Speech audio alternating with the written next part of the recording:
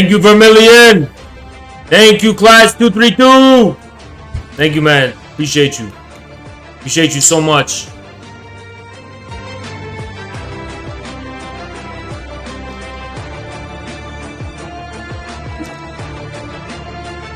We are witnessing the collapse of DGG. Y'all missed it last night. Thank you, Focus Cat. Last night on Zerka's show, it was like 6 a.m. EST. Y'all missed it. You guys missed it. There was a huge fucking war with DGG, Irrelevant, all those fucking people. There was a big fucking battle.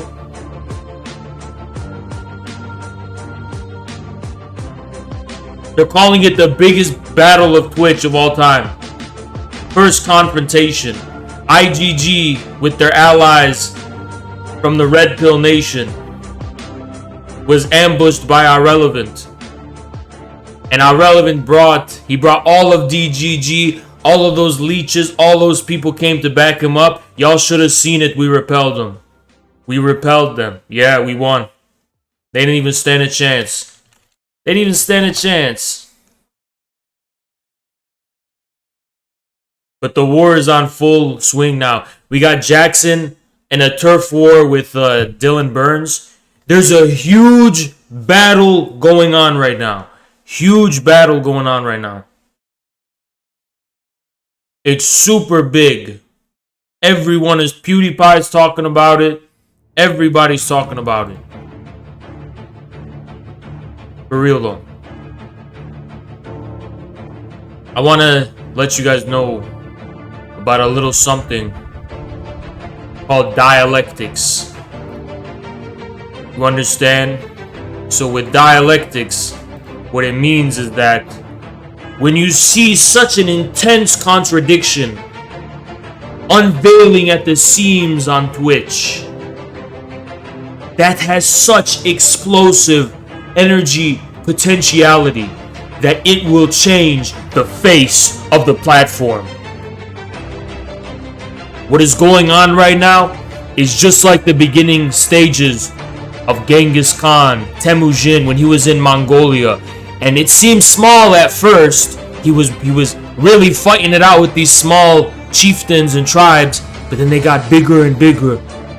And it spread throughout the whole world. And that's what's going on Twitch right now. There's a small little battle going on between IGG, the Red Pill Nation, and DGG. But this battle has the seeds to grow into the future of Twitch.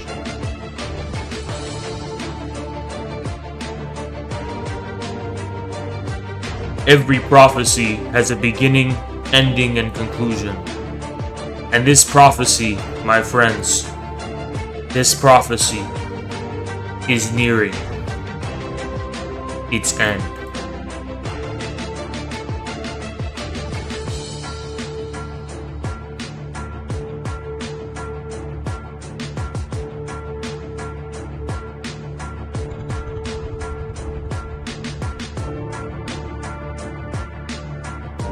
They never saw us coming. They never saw us coming. But we descended upon them in multitudes. They thought they would conquer Twitch forever. This is the 2020s! A new era! They had their fun in the 2010s. And now we're sweeping in and taking over.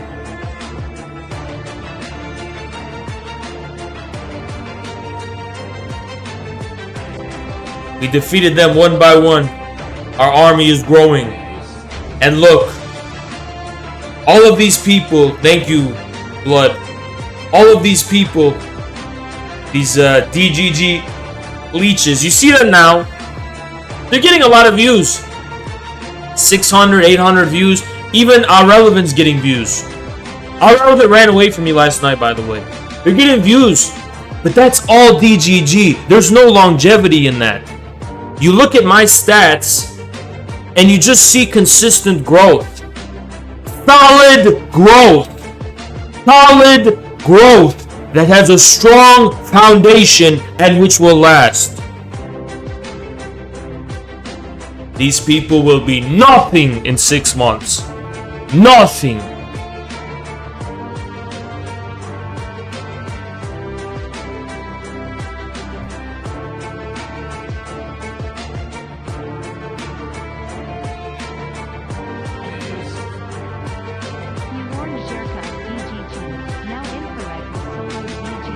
Thank you, handsome.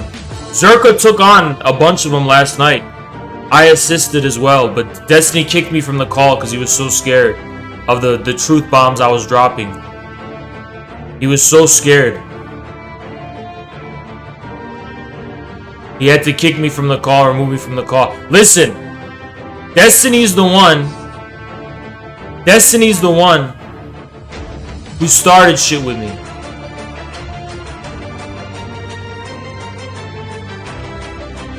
Destiny's the one who started shit with me. I wasn't even at war with Destiny. But the minute he talked shit about me, we rallied the horses and we're ready to ride. Biggest mistake, biggest strategic, tactical blunder of all of Twitch. And I want you guys to know that Twitch is just like Game of Thrones. It's the same thing. And he did a surprise ambush on me. Biggest mistake. Because I have been holding back. But now, DGG will crumble. Will crumble. Yes, the VOD's still up. The VOD is still up.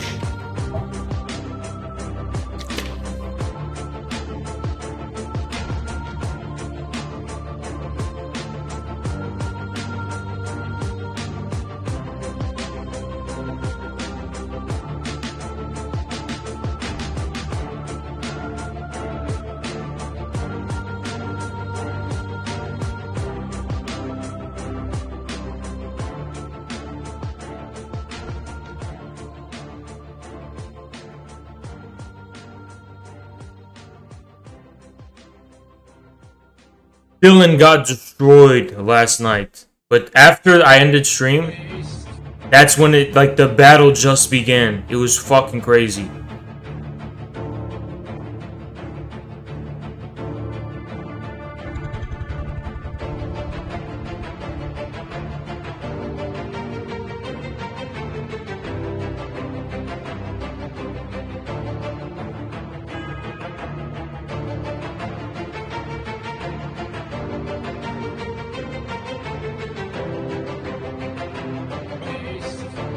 Thank you, Heartbrink. Dylan Burns doing damage control for DGG. They're a fucking hive mind. It's a cult. It's a cult. Let me clear up the fucking DGG drama. Let me tell you guys something so insane about that drama. It's just shocking. So, Anna... You guys know Anna. She's a regular on the Zerka Royale. Her own person. How many of you even knew she was affiliated with Destiny? I didn't even know that shit, right? All of a sudden, Destiny gets in the chat and starts provoking her. So yeah, she starts talking about Destiny because Destiny started getting... Before she was just alluding to shit. No one except DGG knew what she was talking about, right? She was just alluding. Then Destiny gets in the chat, starts provoking her, and makes the situation really bad. Gets to a point, the situation is really bad.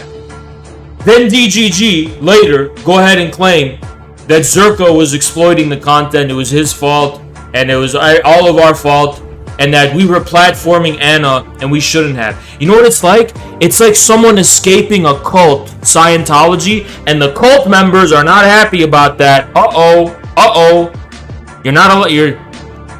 Once the cult excommunicates you, you're not supposed to have a platform, and you're not supposed to exist online. They're gonna bully you into silence.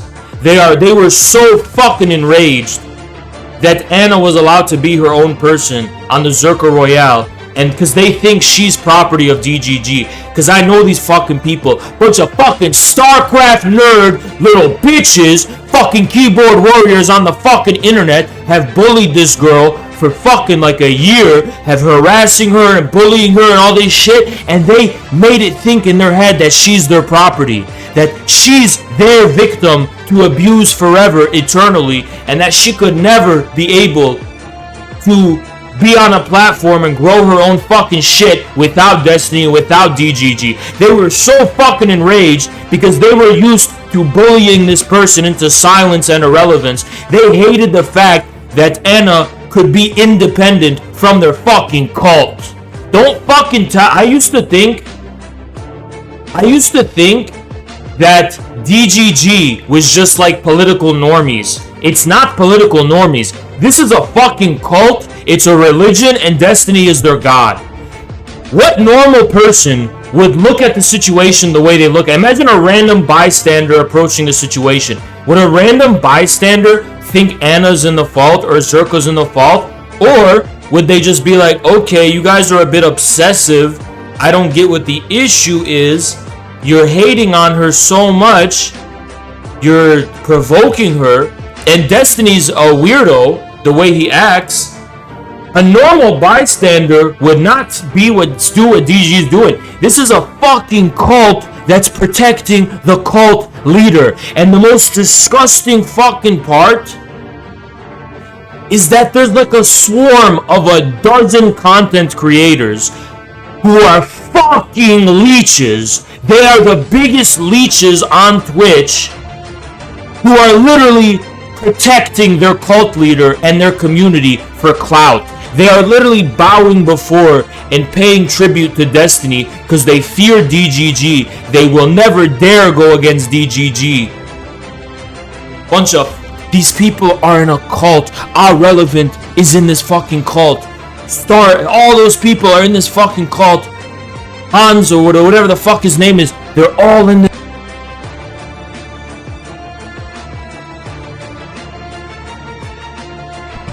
They all decided to sacrifice a piece of their genuine authenticity to lie for the cult and the cult leader.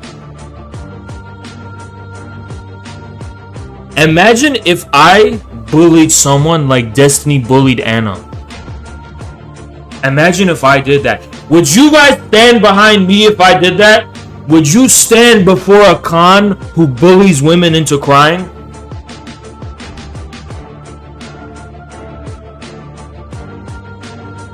No, you would not. Because IGG has honor. That's why.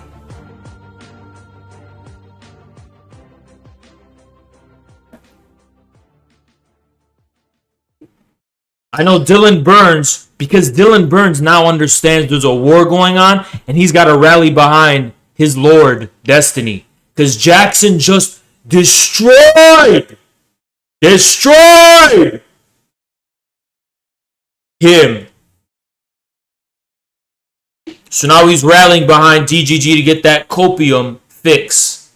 The winds are changing. The winds are changing. The winds are changing. The tides are turning. Best believe the winds are changing. The tides are turning. Thank you, Red MBNs. Appreciate you.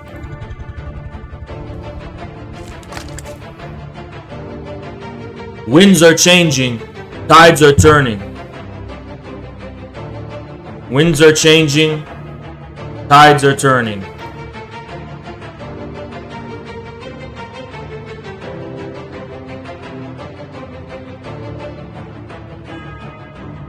The tides are turning.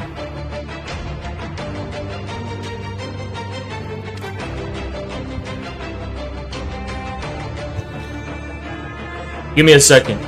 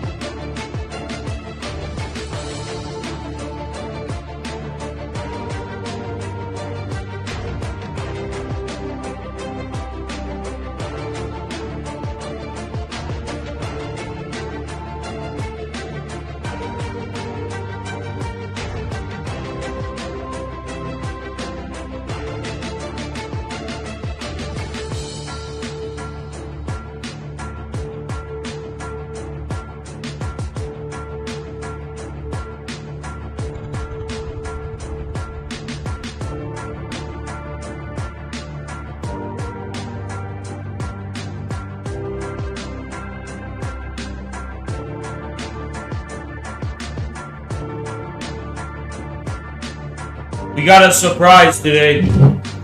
But it's still gonna be a surprise. You're not gonna know about it until it happens. But ooh, we got some juicy surprises in store for you today.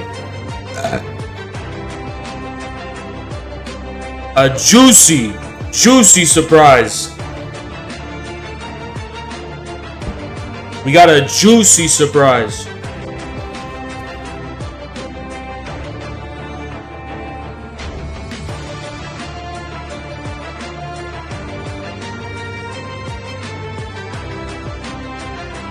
What happened to partnership? I got rejected the first time, and I did another one, and they didn't respond yet.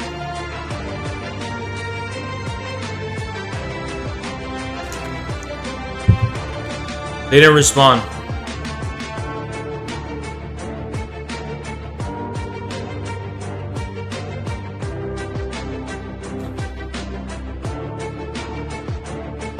Yeah, I'm gonna keep applying.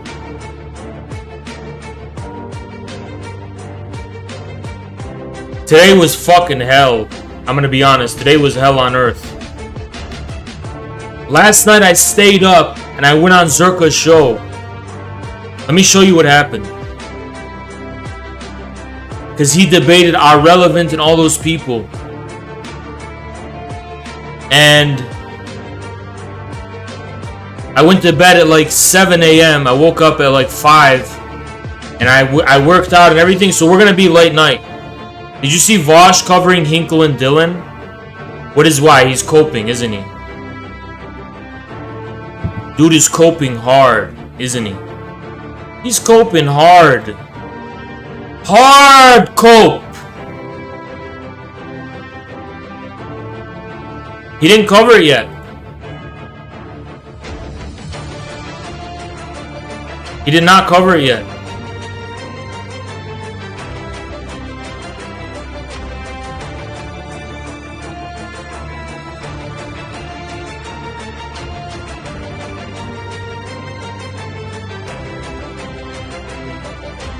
Let me show you what happened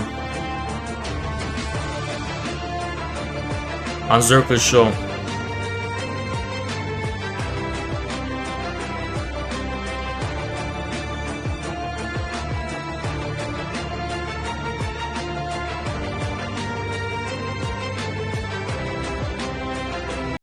Give me a sec.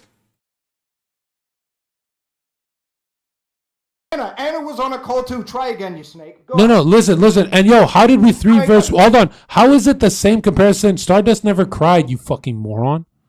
So if she cries, I don't need to do this with you. Yo, Steven. Impressed. Really not me. Dude, dude. Came in and yeah, here you go. That fucking drop. Ring, banana phone. So this is when. So they went 4v1 on Zerka. They went 4v1. So I told Zerka, tag me in. Tag me in. So he tagged me in. You didn't see this, guys. So watch how I destroy and decimate DGG. Absolute decimation. LGG destroyed. Complete decimation.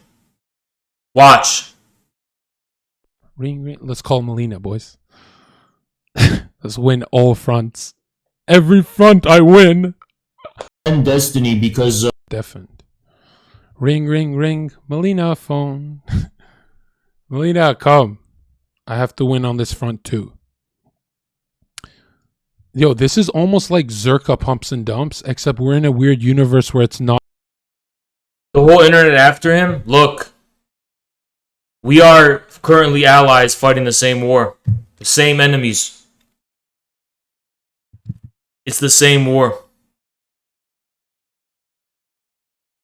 Those are our enemies too. That's the thing. Those are our enemies too. Not my problem. It's literally not me. Yo, Haas, this is fucking hilarious, dude. bro, listen. Yeah. They fucking removed me from the call. Okay, so this was later. So hold on. This all happened earlier. talk about how I need Yo, we're losing topic. conversation. I'm not asking. Okay, you know what? Don't add him. No. If he joins, I'm leaving. I totally. First, which is why she. I can't believe anyone. You're about to add me to the call. I thought he was actually going to be like, okay, you didn't torment Stardust, but I thought he was going to do that. But damn, he went full fake. Never go full fake. You're live, dude. People can see it.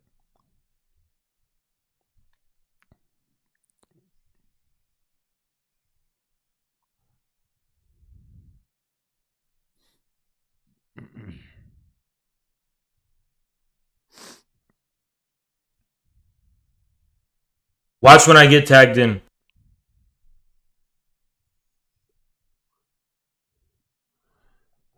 Hey, Irrelevant, can I finish you off? Irrelevant, can I finish you off? Irrelevant? Like I wanted to do something else, but Zerka has, if he wanted to do Oh that, God, all Zerka bro, ever had to do was-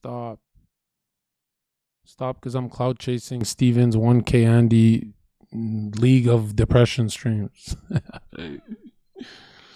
Oh God.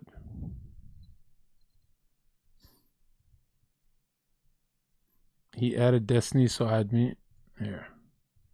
Here to like save some fucking random girl. No, he fucking pulled her onto his stream and he's farming the Whoa, fuck bro, out of that's too borderline far. girls for Bro, fucking stream that's viewers. That's all he's doing. That's too far. That's way too far. Wait, what's way? Keep in mind, our relevant had control over the call, so he could kick anyone he wants. Keep that in mind. Too far. That's just way too far, dude. The crucial detail. Whoa, Crucial whoa. detail that was missing this whole time. Whoa. The only reason Stardust even came on in the first place is because she was attacking Zerka. She was the one attacking Zerka first, which is why she was brought on. That's the fucking crucial detail that was missing throughout this whole Wait, none of that even matters. Yeah. Why do you think? Oh, of course it doesn't matter. Why do you think? Yeah, no. Yeah, because Yeah, none of that. it's not Yeah, like Steven, Zerka was everything going you after said. her. Why do you think? Yeah, It's no. not like Zerka was going after her for milking the content first. She literally came in the call first to attack Zerka for so-called exploiting the content. Yes, she was the one fucking farming it all fucking day. Bam. And didn't even delete her VOD like Zerka did. Bam. That's the crucial detail Bam. that was missing in this whole time. I totally forgot about that. 3K plus. Why does that matter, though? Dude, it was this show. All of that shit happened on a panel where Anna's a regular guest on the fucking panel, and she decided to say what she wanted to say. So whatever, that's his fucking Irrelevant, show. bringing the whole. Meanwhile, Nisha's like stuck. Look how much of a pussy our relevant is. He has himself, this random person, and Destiny versus Zerka. When Zerka brings me on, he has to bring more backup. This is the fucking weakness and cowardice of DGG. They are just weak people. Bitch-made weaklings. They are weak. They are StarCraft nerds, Harry Potter nerds. They are fucking weak. I am a fucking berserker. I'm a nomadic fucking steppe warrior. I could literally take on 10 of them at once in a call, and I don't need any backup. They are so fucking weak. You have no idea how weak DGG is. All of these fucking StarCraft nerds decided to fucking form in a hive mind, and they think it gives them protection and power from fucking Chad bullies like me and Zerka, who bullied them in school. Nope. They will know their place. They will know their place. Each and every single member of DGG will bow before their Khan. Bow before their Khan before I exile them from the internet. Because they are not going to be brought into the fold. IGG does not accept weaklings. We don't accept weaklings. We don't accept nerds. We don't accept weirdos. We don't accept these type of people. But they will bow before us. They think they have strength in numbers. One member of IGG is worth 500 DGG members. One member of IGG is 500 of them. Never forget that. Never forget that. We are the Mongol Empire of Twitch. And yes, one member of RTSG is worth 5,000 of them. They don't even know what RTSG is. Don't even tell them. Don't even reveal the secret. RTSG is like special operations. That's like the CIA of IGG. You don't even know. You're not even supposed to know who they are.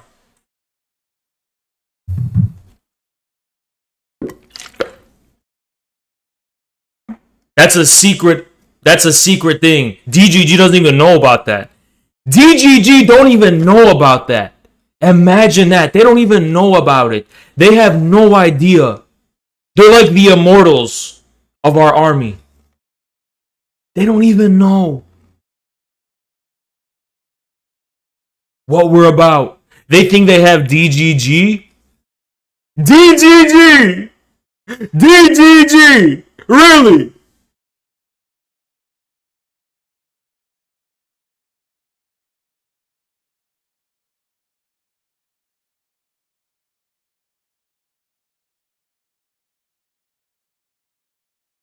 They have no idea who they're messing with.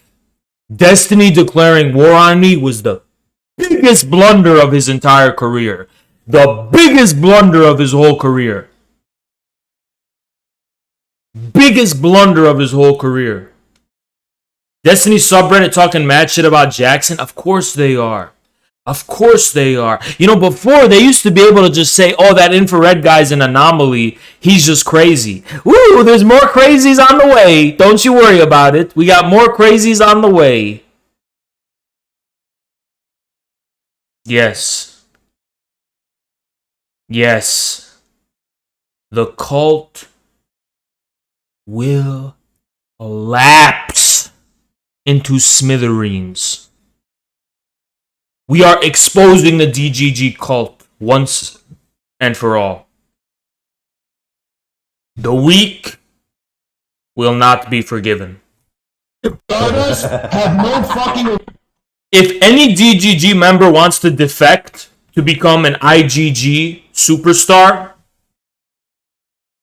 and warrior, you have to write me a 30-page essay explaining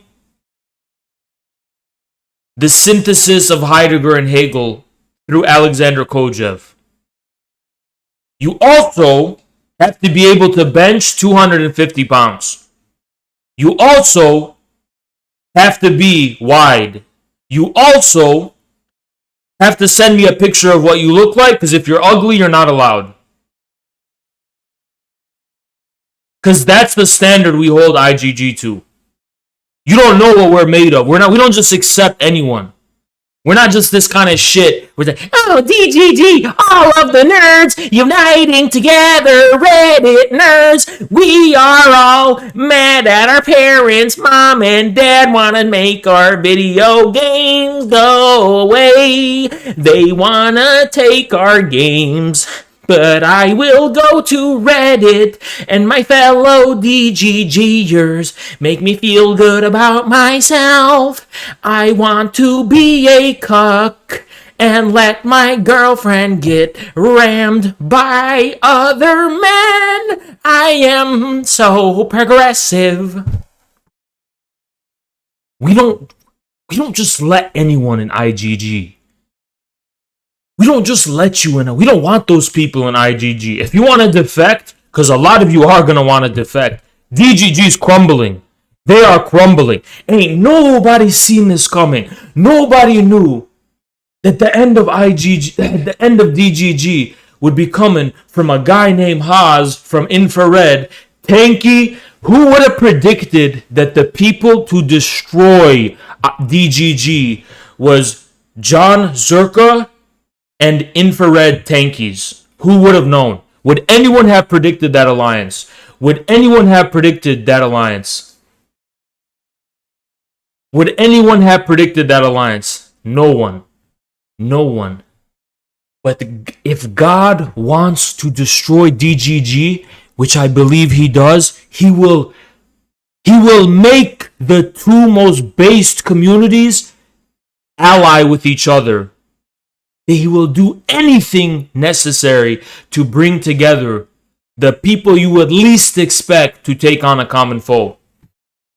DGG is Satanism and evil. They bully girls into crying for a year. They are a cult.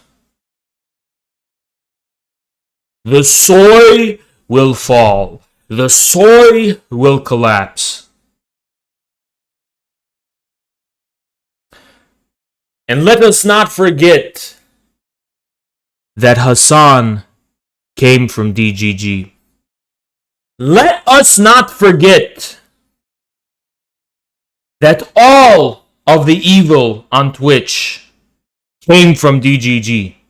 Vosh, they all came from DGG. All of them. All of them. Let us not forget their origins.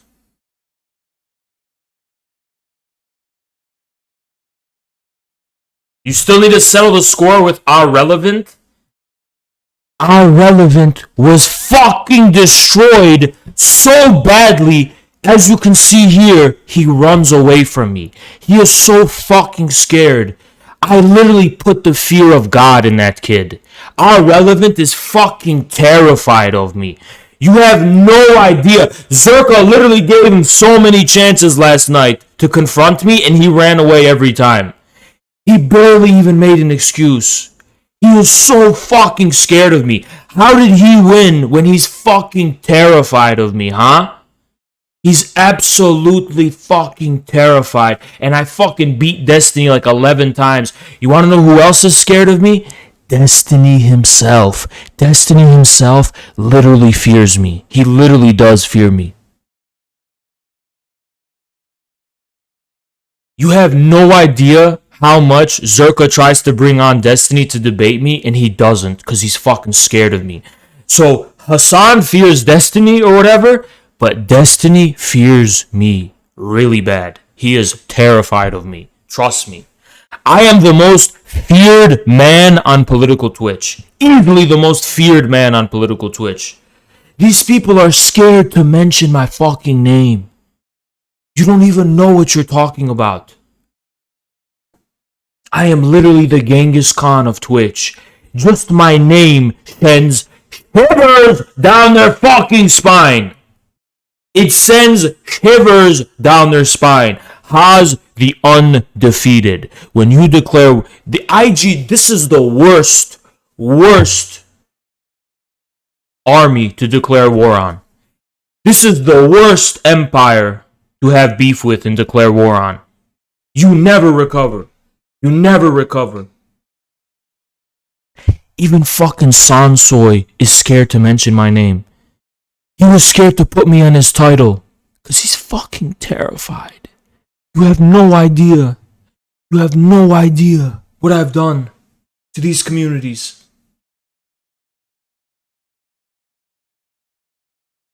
Nobody even remembers these people.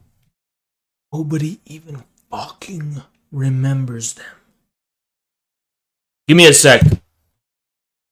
Give me a sec.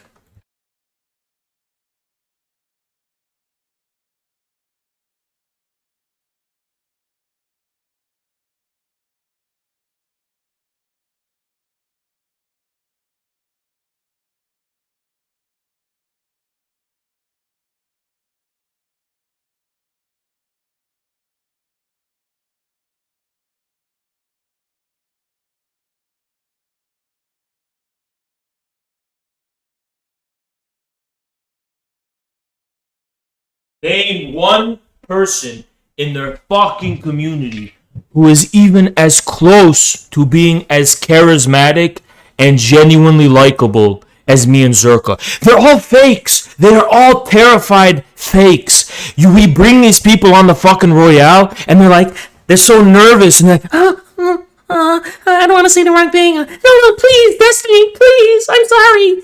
Master. Hans of Hanukkah here. Master, DGG. All that moon dust person. DGG, please. You are my master. I will not step out. Me and Zerka. Thank you so much. You know, all these political Twitch people, they're all court eunuchs. They all are fucking terrified. Every time I'm in a panel with them or talk to them, they're so nervous and they're like speaking another language or something. Me and Zerka, we just speak what's on our fucking mind. We literally walk with our nuts hanging. You ever notice that? There's not one fucking person from the DGG political Twitch community who has. They are not authentic people. They're just not authentic people. They're so fucking fake and scared to speak on what's on their fucking mind because they fear the political discourse. Yes, cucking is fine. There's no shame in cucking. It's really cool. Bitch!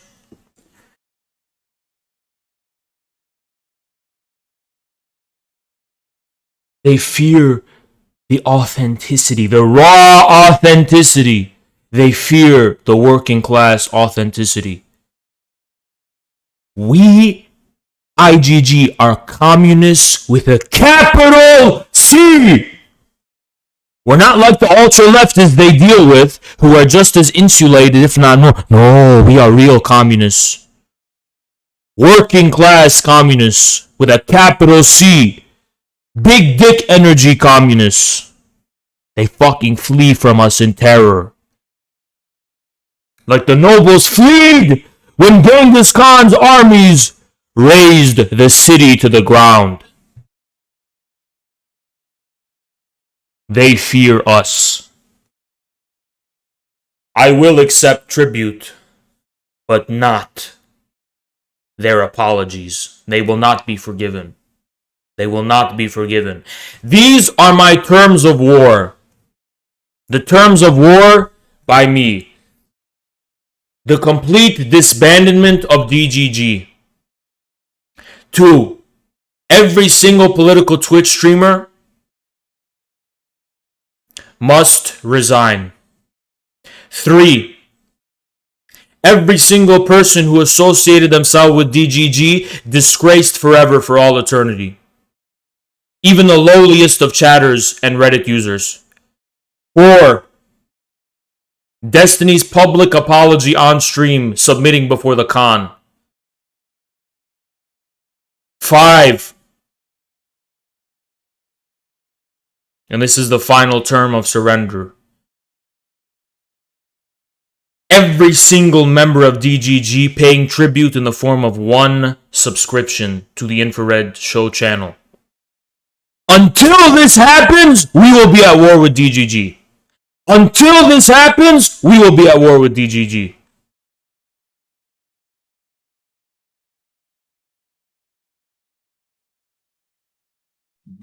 Thank you, Genji. DGG is falling to the ground. Ig is rising to the sun. And to this very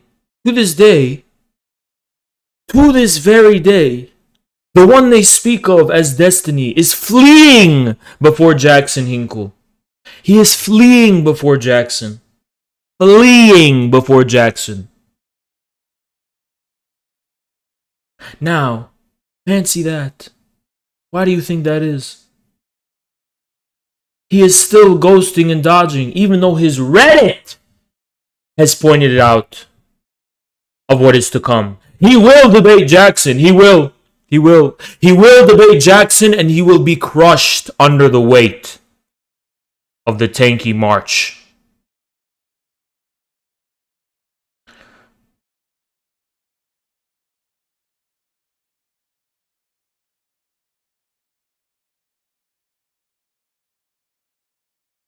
Declaring war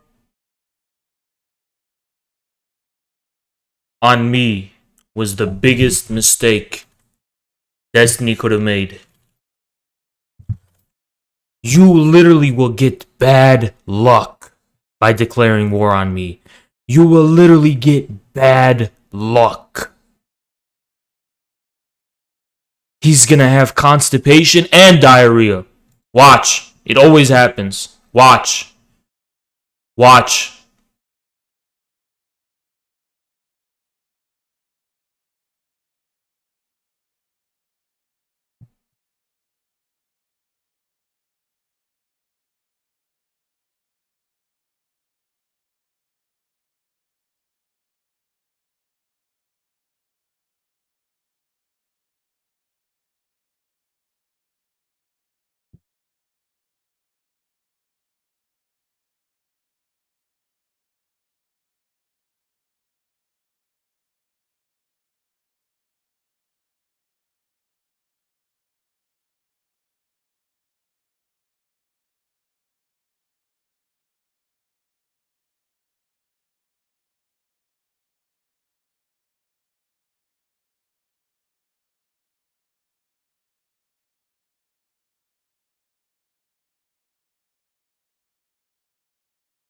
original content, and all they were doing was fucking exploiting and but Look how fucking terrified our relevant. He won't even say a word. Won't even utter a fucking word. Because the Khan is speaking. And you want to say he won that debate? If he won the debate, why is he scared to utter a word at the Khan? He's fucking trembling in fear.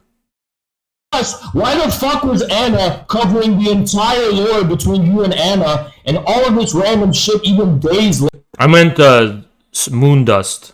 Moondust. later? Like, you don't even have a fucking argument here, dude. Stardust was clearly a fucking leech, and Zerka had his own original content, which is on his fucking Royale. It's not his fault that Anna saw fit to vent her frustrations and problems, and one of the reasons she was doing that is because she's never actually had the opportunity to have a fucking large audience to talk to that wasn't in the DGG cult. And that's why you fucking mad at Zerka. The minute I said DGG cult, that got to them. That triggered something in them. Because he platformed Anna and allowed her voice to be heard in front of an audience that was not already fucking part of your little fuck. The pussy literally removed me. He literally removed me from the call. I fucking spoke so much truth. They couldn't handle it. And you can tell our relevant stomach started to fucking churn with terror. He was like,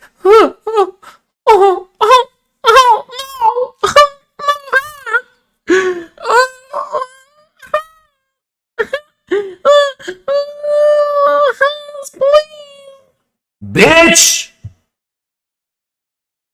Fucking terrified. Fucking terrified. Fucking terrified. Yeah, remember when he fucking called me emotional? You should have seen the fucking debate he had with Zerka. Our relevant was literally crying. He was like, no! He was like fucking screeching and soying, crying. He literally sounded like the biggest bitch ever. And he wanted to fucking act like I was being emotional. All I was doing was yelling. I yell all the time. I was never, ever whining and whimpering like fucking our relevant was in this debate. Our relevant was whimpering. He was literally fucking whimpering. And they say I was emotional. All I did was yell. I yell all the time. So I breathe fire on them. I do that all the time. Yeah, I was sending a strong message. He was having a literal toddler fit. Like a bitch. Absolute domination. Absolute and utter domination. Thank you. Holy fucking shit. Okay, and I had plenty of opportunities to talk about this on literally any fucking platform she wanted to. The only reason why we initially did this, why we initially had any conversation between me, her, and Dan, is because Destiny has to respond when I'm gone. You see how he has to respond when I'm removed from the fucking call? No, she didn't have the fucking opportunity to. Because she didn't have a fucking audience. That's the difference. She didn't have an audience. That's why they fear me, guys. They're fucking terrified of me. Because what could they fucking say? What could they even fucking say? They are fucking terrified. They are beyond the threshold of terrified. They are so fucking scared. They are so fucking scared. It's not even funny.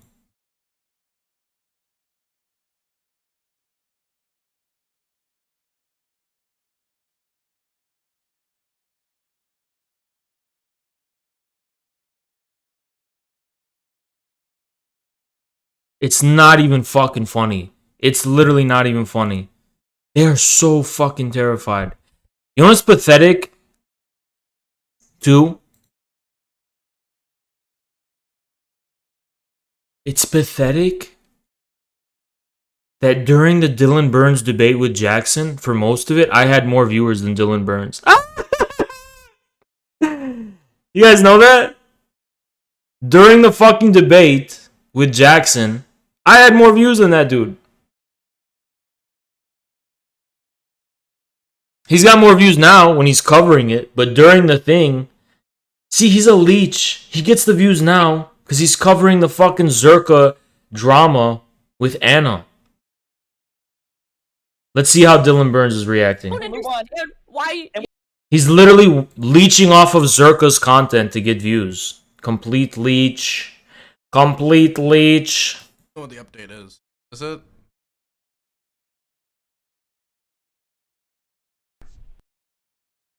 We'll watch maybe a bit more of this. Seems Destiny leaves pretty soon. We'll probably stop there. You're so cold, though. Why don't you care? Things are beyond understanding sometimes. It just seems like you don't care about my distress, though. Like it just seems like you don't care about my distress, and like you always told me that you cared about me. Okay, You told me you cared about me, and so it's a little confusing when you. Why does she deserve an audience just to call Destiny an abuser? Because she was primarily saying DGG was full of sociopaths who were fucking harassing her for a year. Then Destiny literally got into the fucking chat and started mocking her when she was having an emotional moment with fucking lol W's. So, you know what? I don't know what happened, but that sounds like some shit an abuser would do. Just being honest. An emotional abuser. Obviously, he's not. No one's accusing him of being physically abusive, but that is sorry. Look, I don't know what happened. If someone's crying and you are the direct cause of their pain, or you and your community is, and you're lol Wing in the fucking chat, that is emotionally abusive. I'm gonna go ahead and say it. That is 100% emotionally abusive. But will Dylan Burns ever admit that? Will he ever admit that? Should I debate Dylan about this right now? Should I debate Dylan right now about this?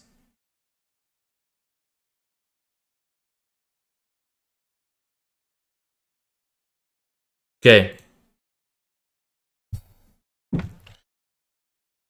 He's muted. What the fuck? Can't even hear him. Do I have him as a friend? Let me see if I even have him as a friend. Dylan? I should debate him right now, shouldn't I?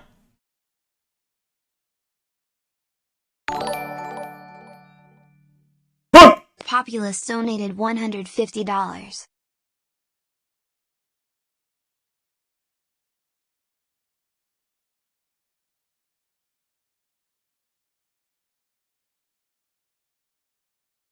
Populist with the 150? God damn! Now we must debate him. This was a sign. This was a sign from Tengri himself that we must debate him. This was a sign from the great blue sky itself. You are wrong about this entire situation. Infrared says he wants to debate me on this. Debate me on what? I haven't even...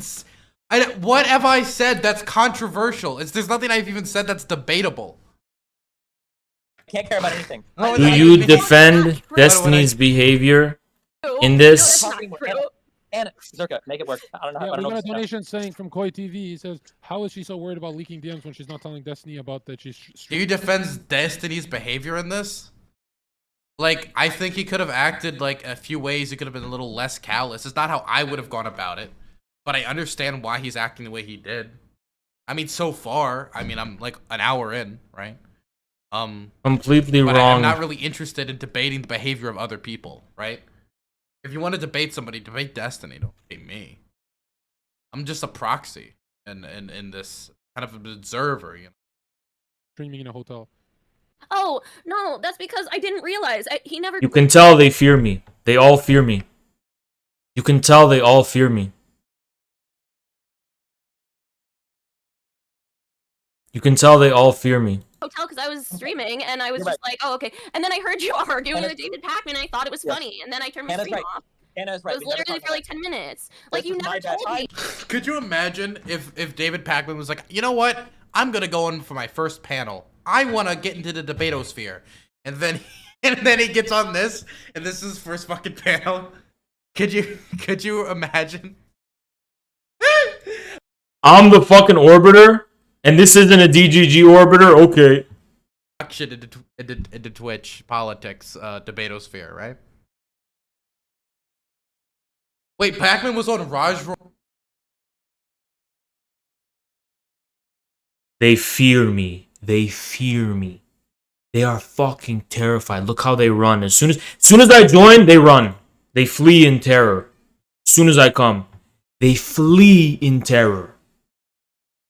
That's how much Jackson and I have literally made these people terrified. Terrified. Should I call Destiny right now? No.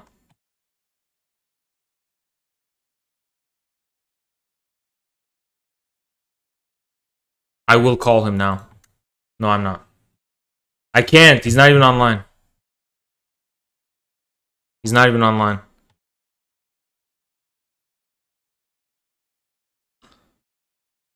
Flee in terror. Flee in terror. Flee in terror from me. He's not online. He's not online on Discord. 6 hours a day. 6 hours is already such a long amount of time to be streaming. Jesus Christ. God.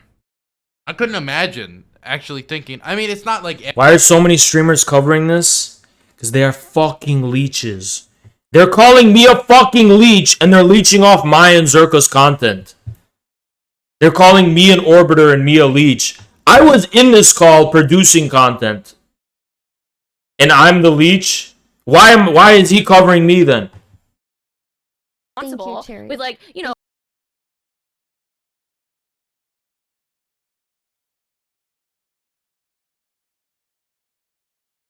Yeah, because they're getting views from it.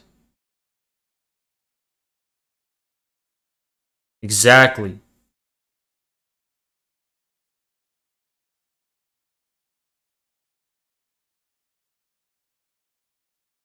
Because I know, let me read this dumbass.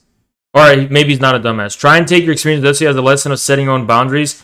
The same way I learned that obsessing over girls and spamming them with messages. Yo, shut the fuck up.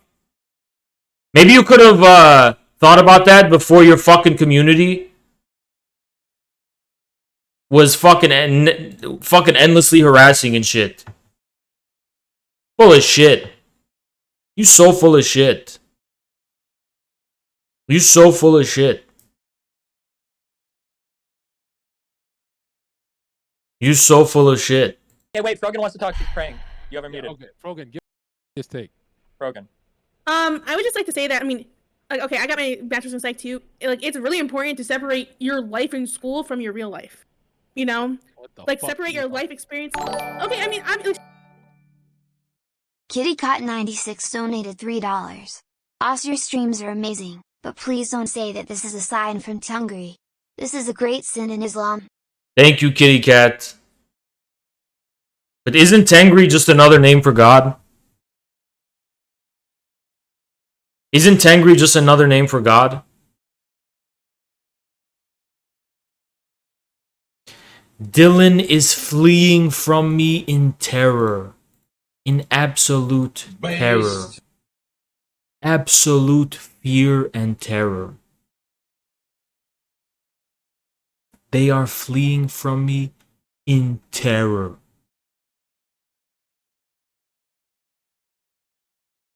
Some Turks in Central Asia still use Tengri? Yeah, exactly. Johnny_the_Kami donated $2.36. Like, and then, like, the other person's The weakest IGG member is stronger than 1,000 DGG members. I know what emotion. Thank you, Johnny the Kami. Appreciate you. Research on this. I did the whole like MMEA thing, which is the CDC even uses it for measuring emotional abuse and things like ignoring a person, not avoiding conflict. These are emotional abuse tactics. But Steven was also born in abuse because he's 5'8". Would you ever forgive him after all this, or you'll never forgive him? Of course, I want to forgive him so badly. It's just hard when, like, he doesn't really seem sorry and stuff. By the way, in this call, this was me asserting dominance over DGG in the chat. DGG came in the chat and started trying to bully Anna and take Destiny's side. This was me asserting my dominance over them. They have to know who the alpha male is. They have to know that betas will always know their place. They have to know they're always going to be StarCraft nerds. They will never look like this. They will never be able to do this. That's why. That's why I was doing this. Putting them in their place.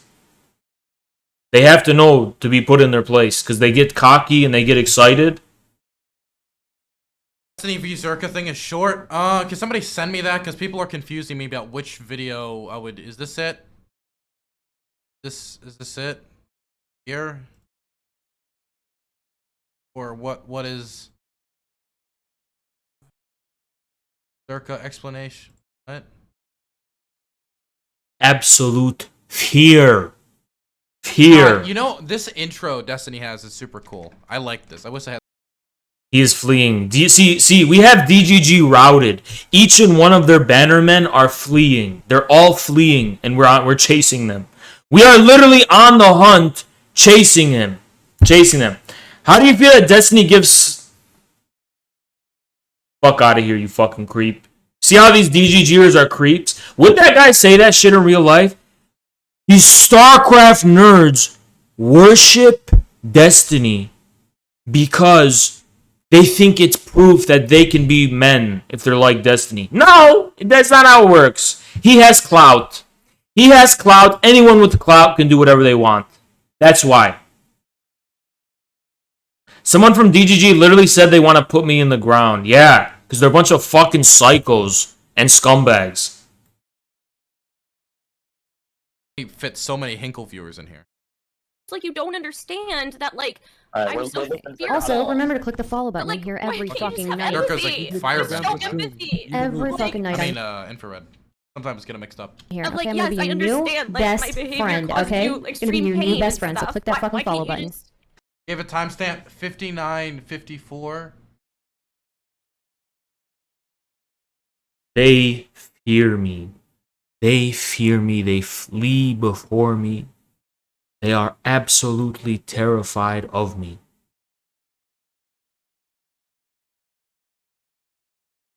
And Stardust asking for follower. Complete leeches. Complete leeches.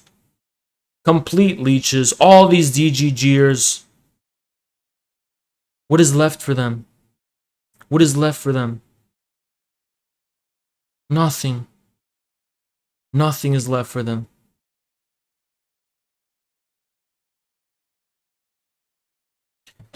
Now let's see what Destiny said. How was it you got started again? From YouTube.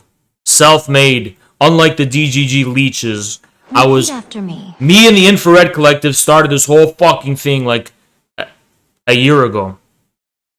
We're not leeches like y'all. We're just not leeches like y'all. You know, we don't know what it's like to leech.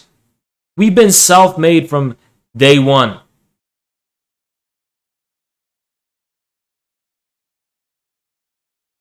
The hell? The VOD wasn't saved. The VOD was not saved.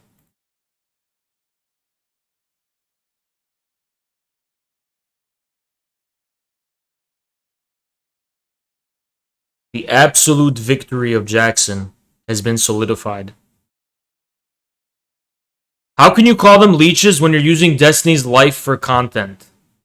It's my life because everything was on the Royale. Whenever I got into the nitty-gritty of Destiny and Anna's life, I didn't even talk about anything like that, dumbass. All I've been talking about is the way he's acted in the calls I have been and in the fucking shows I have been in, and all these fucking leeches leeching off of it. No one gives a fuck about Destiny's personal life. What we're talking about is the fact that Destiny was in the wrong in the way he fucking acted during the show that I was on. That's what we're talking about. I didn't say one thing. I never even mentioned the fact that Destiny's in an open relationship. I don't even mention that. I could easily mention that, now couldn't I? Don't know what I'm talking about? Oh, yeah, I'm sorry, I forgot to ban you. I just timed you out for 5 minutes and you came back. My bad.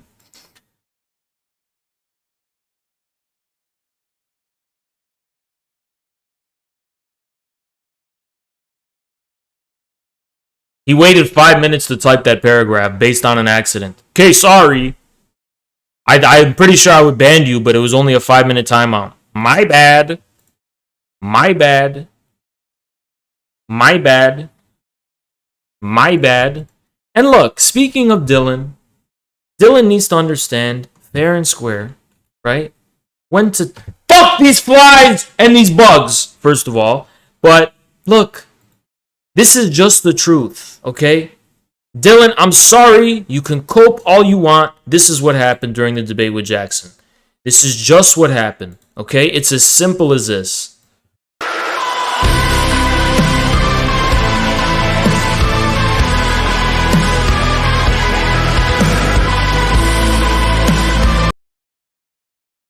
Let's watch it again in case you guys missed it, because this is as simple as what happened.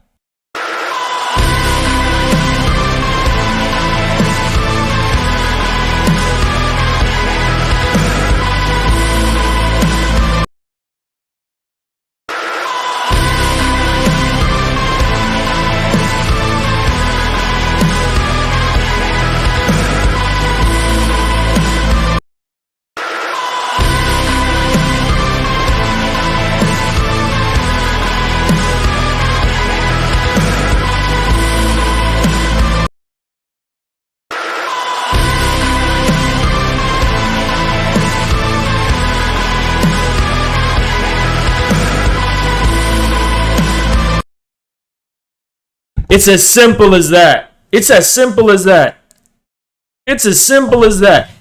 They are routed at every side. DGG's literally in retreat. They are collapsing. They're fucking collapsing. DGG is basically no more.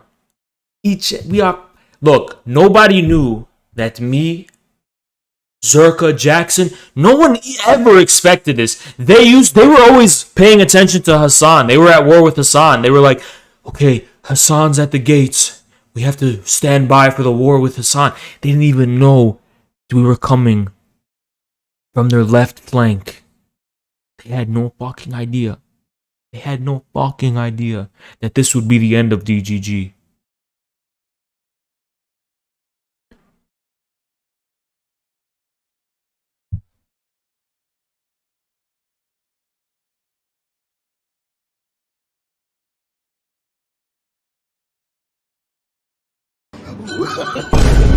No.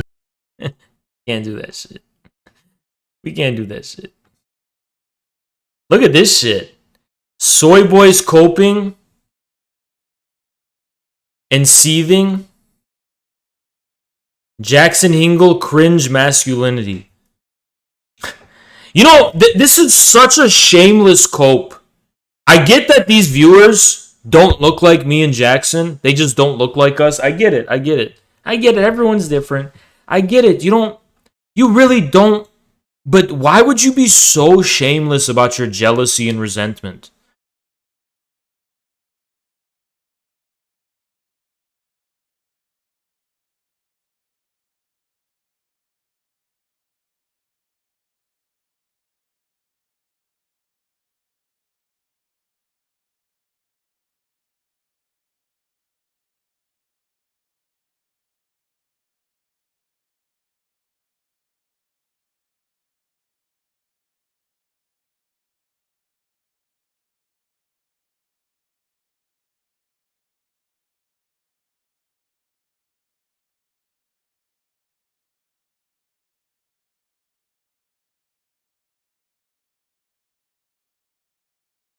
Sorry, someone's working on an emote.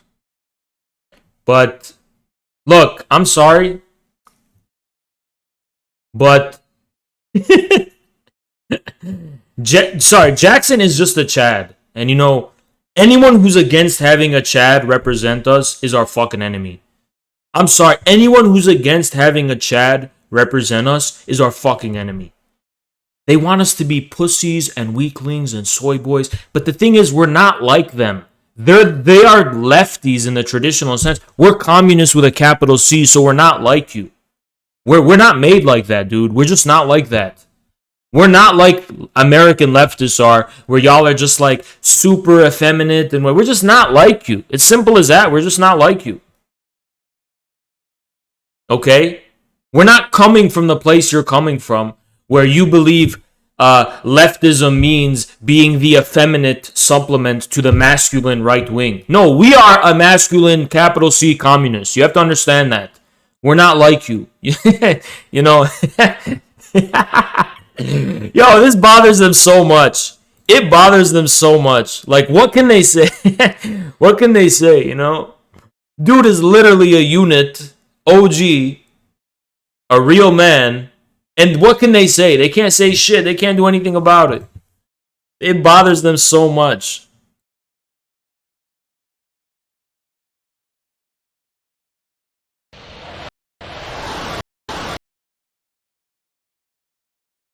The absolute state of... Why is the UK shelves?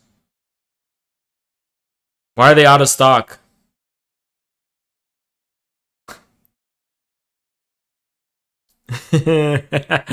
Jimmy Dore is coming to Twitch too, guys. This is only the beginning. This is literally only the beginning. Jimmy Dore is actually coming to Twitch. Did you know that? Yeah. This is just the beginning. This really uncomfy feeling DGG's having with people like me and Jackson. Way more with that. Just wait. When Jimmy Dore comes on here, we're fucking bringing everyone from YouTube. And we're taking this shit over. You had a big fucking mistake thinking you had a monopoly on this. Big fucking mistake. This is a simple meme. Big fucking mistake. Yeah, we're here and we're coming. You can't stop us. You can't stop us. So you should just submit. You should submit. Because you have no other choice. You have no other choice but to submit.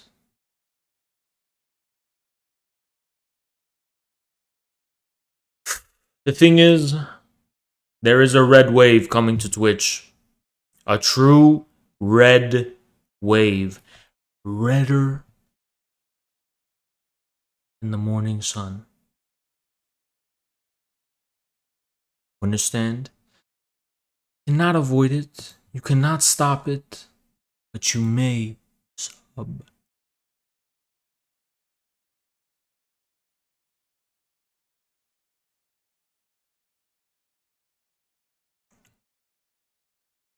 Based.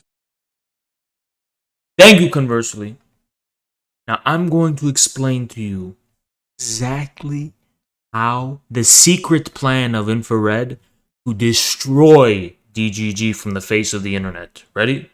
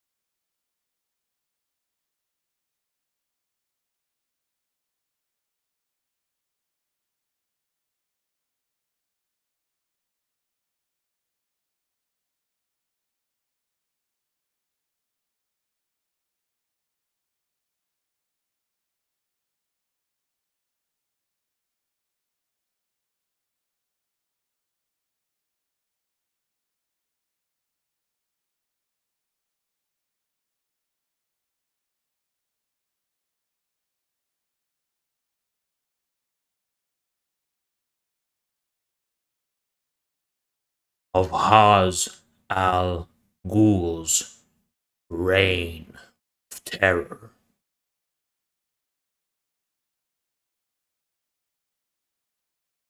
So that's how. That's how. And I'm putting it out in the open to give them time to prepare their internet. No idea. No idea. No idea. It's under my sleeve. I have no idea what's under my sleeve. I have no idea of the power. The power. The power of IGG. And guess who came from IGG? Guess who came from DGG? Yes. Yes. Yes. Yes. I didn't forget. This is what they created. This is their legacy.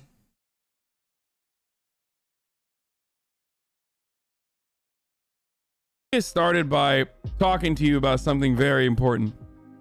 The Iron Dome. Israel's defense against its enemies. And he's going to apologize for why AOC, the sellout, voted for this in Congress. What's the excuse, Hassan? Go ahead. Okay. A costly endeavor, but one of the technological marvels of the world. A missile system that intercepts incoming projectiles from the air. I don't know if you guys know this or not, but you know the Iron Dome is bullshit, right? Did you guys know that? It's literally just a psychological cope for people living in Israel. It's not actually an effective... Like, it's literal bullshit. She voted present. Yeah, exactly. You guys know that the Iron Dome is, like, not even a real thing, right? I just hope you guys know that. It's not even a real thing. It's barely effective. It's just complete bullshit. There's no Iron Dome. There is no Iron Dome. That is around, like, what, $75,000 per missile? Now, the reason why I want to talk to you about Iron Dome is because it was brought up as a point of contention against funding and was taken off the original bill that it was... Source? You just don't know, dude. Okay, believe what you want, dude. I'm just saying. I'm giving you guys free info. It's a bullshit. It's not a real thing. Everyone who knows anything about this knows. I'm not going to give you a source. You just know or you don't. It's bullshit, okay? It's one of those things. Supposed to be on. Because progressive... Like, Syrian and Iranian military don't take it seriously. Israel's enemies don't take it seriously because they don't believe in it. They don't... You either know or you don't, okay? It's one of those things. Because I don't care if you believe in the Iron Dome. Just like I don't care if you believe in Santa Claus. Believe in what you want. I'm giving you free info. It's a complete cope. I could look up statistics. Okay. Iron Dome failure. Okay. So this is from CNN. Okay. Just so you know, this is from CNN. Oh god, there's like gore and shit. This is from CNN. I can't show you this because, you can't show news on Twitch. But this is CNN. Israel's Iron Dome doesn't chase every rocket it sees. Because when you overwhelm the system with rockets, it can't catch them.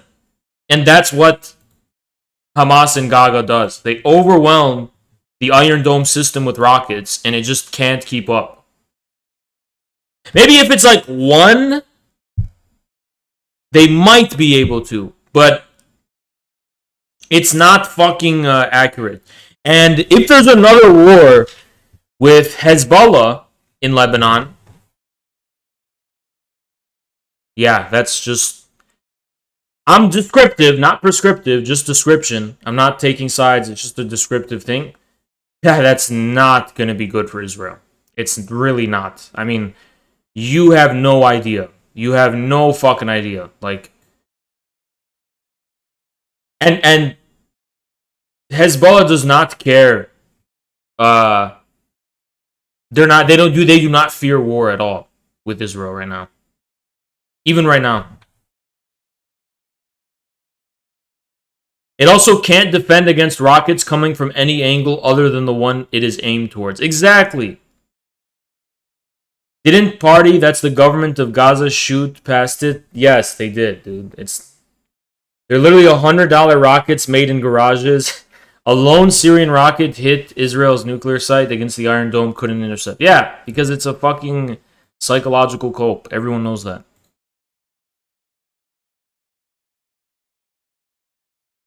Just descriptive, not prescriptive. I'm just saying.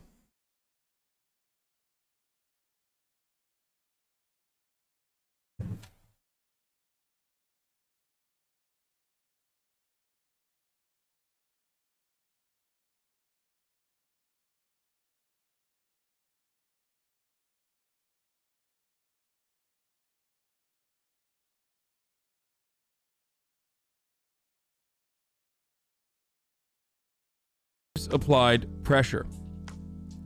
Okay?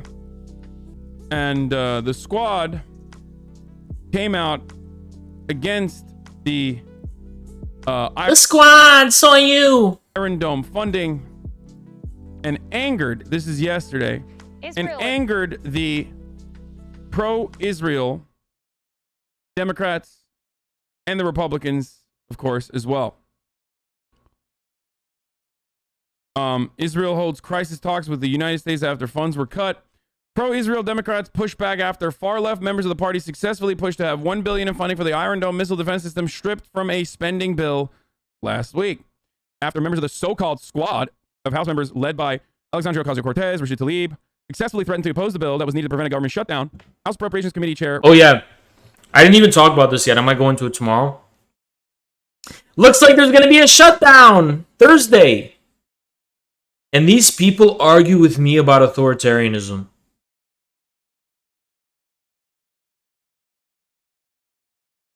Our government doesn't even fucking work. What a fucking joke. How is our government serving the will of the people when it doesn't even fucking work? And all you fucking lefties and Destiny people and all, Biden got Biden elected. Too bad you fucking can't even get your government to fucking work. You're not even gonna make a fucking difference. Because you'll never win over the decisive majority, which is the American working class. Wow, turns out you need to actually win the people to get shit done. And you'll never fucking do that, because they'll never accept you. A failed fucking government. Liberal democracy is a sham. Fucking government doesn't even work. Our government doesn't even fucking work. Can't even get shit done. They fucking shut down the government. Every fucking time shit like this happens, they shut down the fucking government. Because we don't have a fucking government. Oh, we got Biden. At least we got Biden. The Democrats are the biggest dumb fucks of all time. The only fucking person who could have saved the Democratic Party was Bernie Sanders in 2016. Not Bernie in 2020, but Bernie in 2016. He was the only guy who could have won rural, working class, flyover state Americans and destroyed the fucking demographic base of the Republican Party and funneled that support to the Democrats. And you know what? I'm glad Bernie lost. I'm fucking glad he lost in 2016. Because imagine if Bernie delivered those people to the Democrats like sheep to the slaughter. I'm glad he fucking lost. Because he would have sold them out anyway. But that was the only saving grace of the Democratic Party. The last leg the Democrats have to stand on now is, guess what? Suburban, Amazon, upper middle class suburbanites. You Karens and soccer moms are the base of the Democrats. Guys, remember that, right? You guys know that, right? Karens and soccer moms and Amazon Whole Food shoppers are the ones. Those are the fucking base of the Democrats now. Those are literally the popular base of the Democrats now. That's who they won in fucking 2020. Fucking Karens and soccer moms and suburban upper middle classes. Professional managerials. That's not a popular base. The Democrats are fucking finished. So are the Republicans, admittedly. They're both finished. The only saving grace the American Democratic Party ever fucking had was Bernie in 2016. And I'm glad he lost anyway, because the Democratic Party deserves to be destroyed. I am even happy if the Republicans win, just to destroy the Democrats. I already know the Republicans are done. I just need to see the Democrats collapse as a party. And I will be filled with so much joy and so much glee at the destruction of the Democratic Party, the great Satan of America. Soncars_Renault donated $10.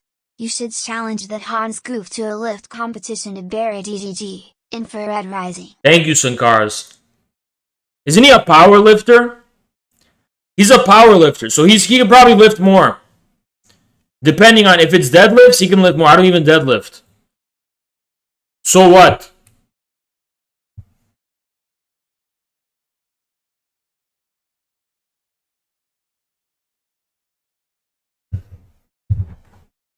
I don't deadlift. Maybe I can bench more.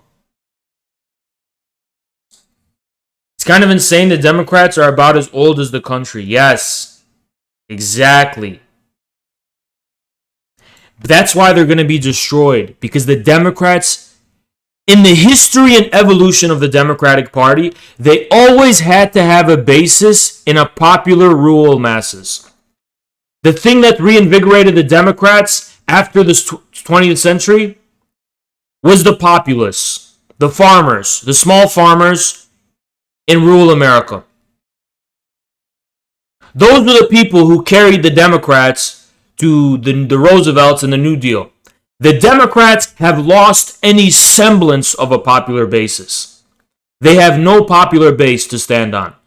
Guys, I want you to fucking understand what the difference between the Republicans and the Democrats are. The Democrats are the demos, the people. The Republicans are about the principles of the Republic. Matter versus spirit. The Republicans became populist in Lincoln's time, yes, but this has always been the difference. Plato versus Aristotle. Republicans are Plato, Democrats are Aristotle. Both parties are fucking finished now. Their world historical purpose and their idea has collapsed. The last Democrat was Barack Obama. Hillary was not even a fucking Democrat. The last Democrat was Barack Obama. He was a pseudo-populist and he represented the general demos of the new mass media age. Occupy Wall Street, all of those people were rallying behind Obama against the Clintons. The Clintons are not really Democrats at all. The Democratic Party's finished. It's finished. Biden isn't even a real person. He's literally a Halloween prop. Halloween is coming, and he's a Halloween prop. That's who Biden is.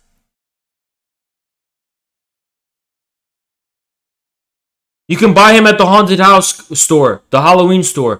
And wow, Halloween's right around the corner, and I haven't done any Halloween content. Incredible. Amazing. Amazing.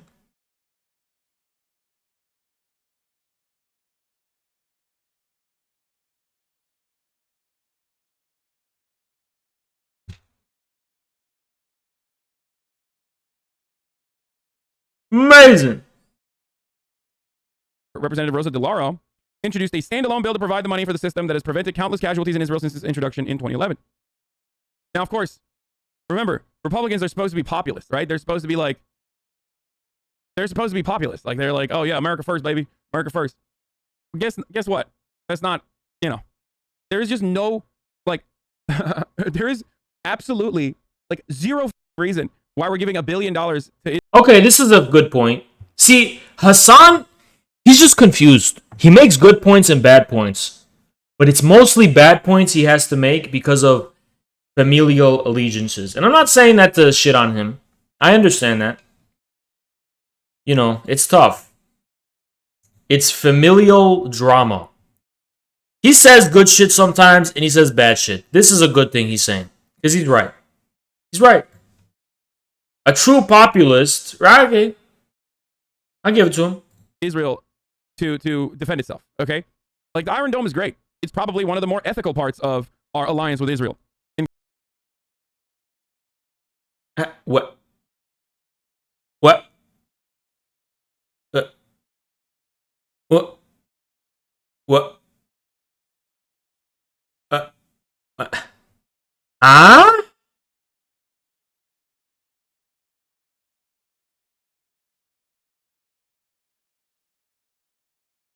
I just compliment. He made me look stupid after fucking compliment. What? What did he just say? It's ethical? The Iron Dome is what? How?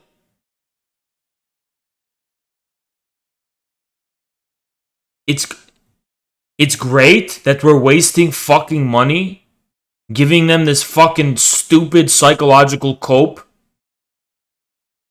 Americans' hard-earned tax dollars going towards this instead of building schools and hospitals and infrastructure and things Americans fucking need. That's ethical?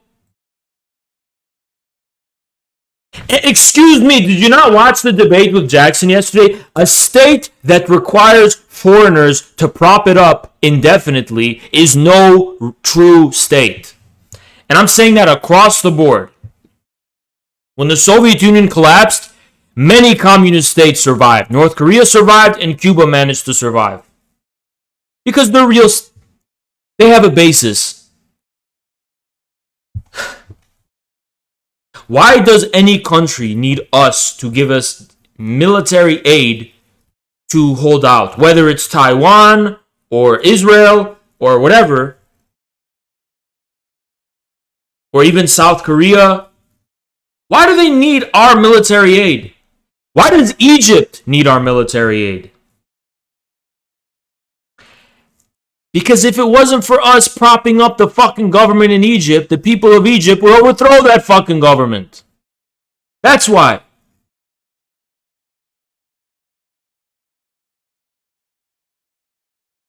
And this is ethical according to you, Hassan?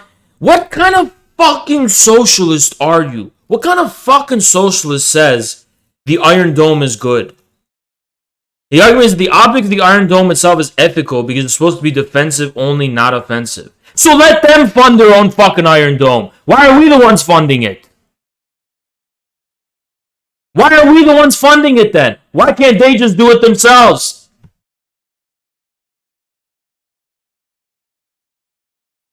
Why are we propping up an occupation that otherwise would not exist?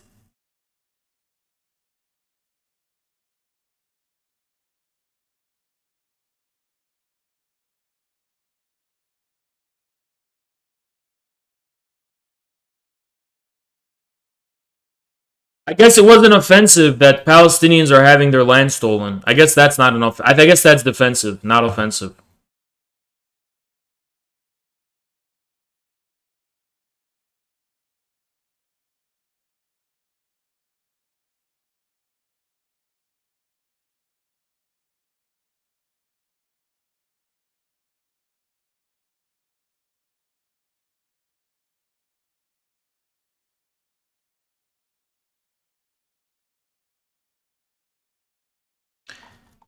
Imagine if Germany was ramping up military aggression and we were funding them.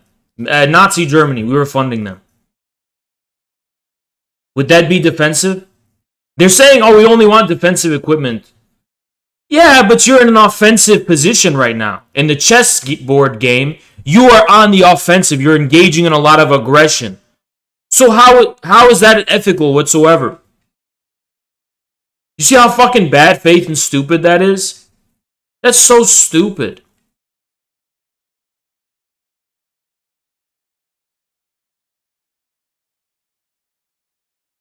Someone wants to come on and debate about Hegel, apparently.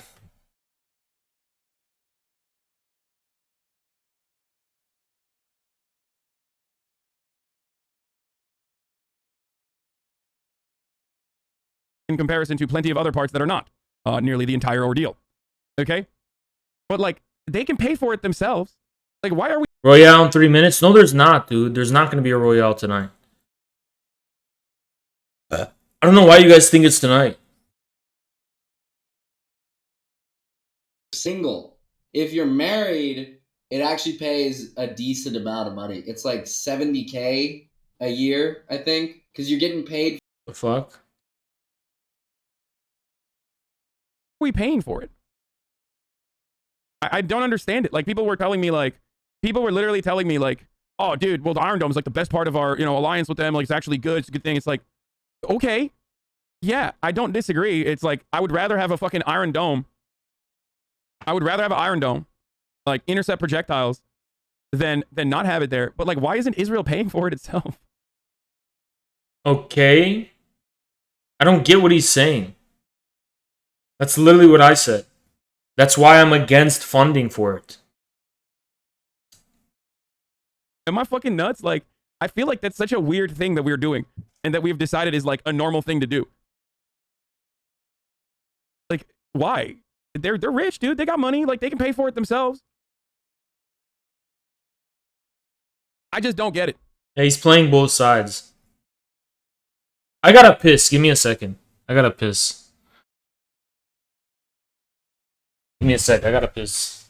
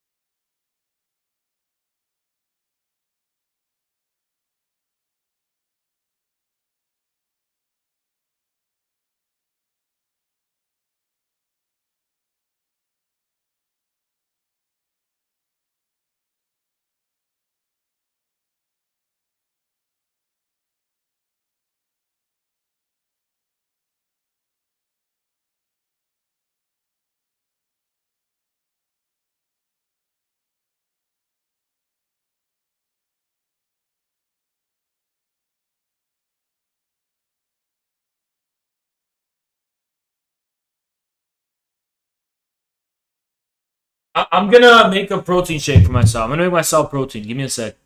I'm gonna make myself protein.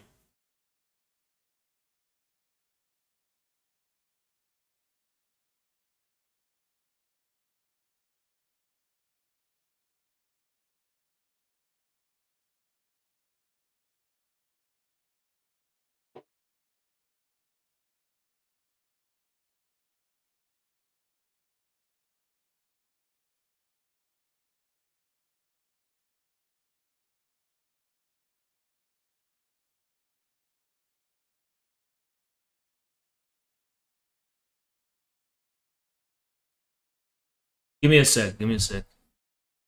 Make myself some protein. The hell is this?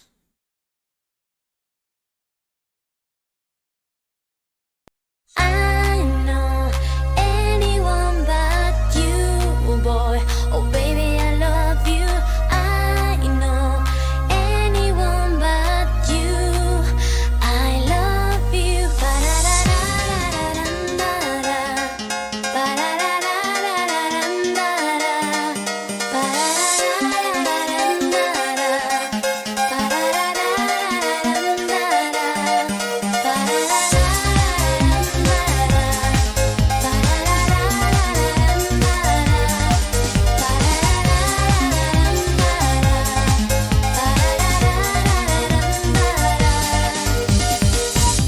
We're walking along the beach while the sun is going down. Let's get in out of reach. We're slowly leaving town. You make me believe in love, make me see without fear. And now I am in your arms and I feel love is near. I know anyone but you, boy. Oh, baby, I love you. I know anyone but you. I love you. I know anyone but you, boy. Oh, baby, I love you.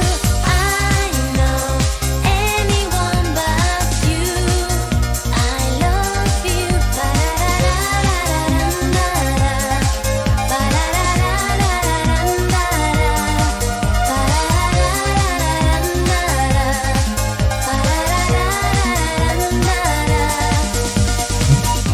You're deep in the heart of me, but still I'm calling you because of the memory, a love I never knew. Okay, this person wants to debate me. Give me a sec. Yeah, what do you want?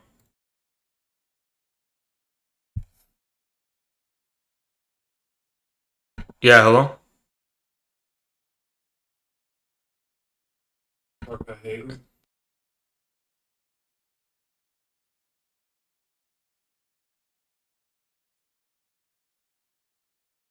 Okay. I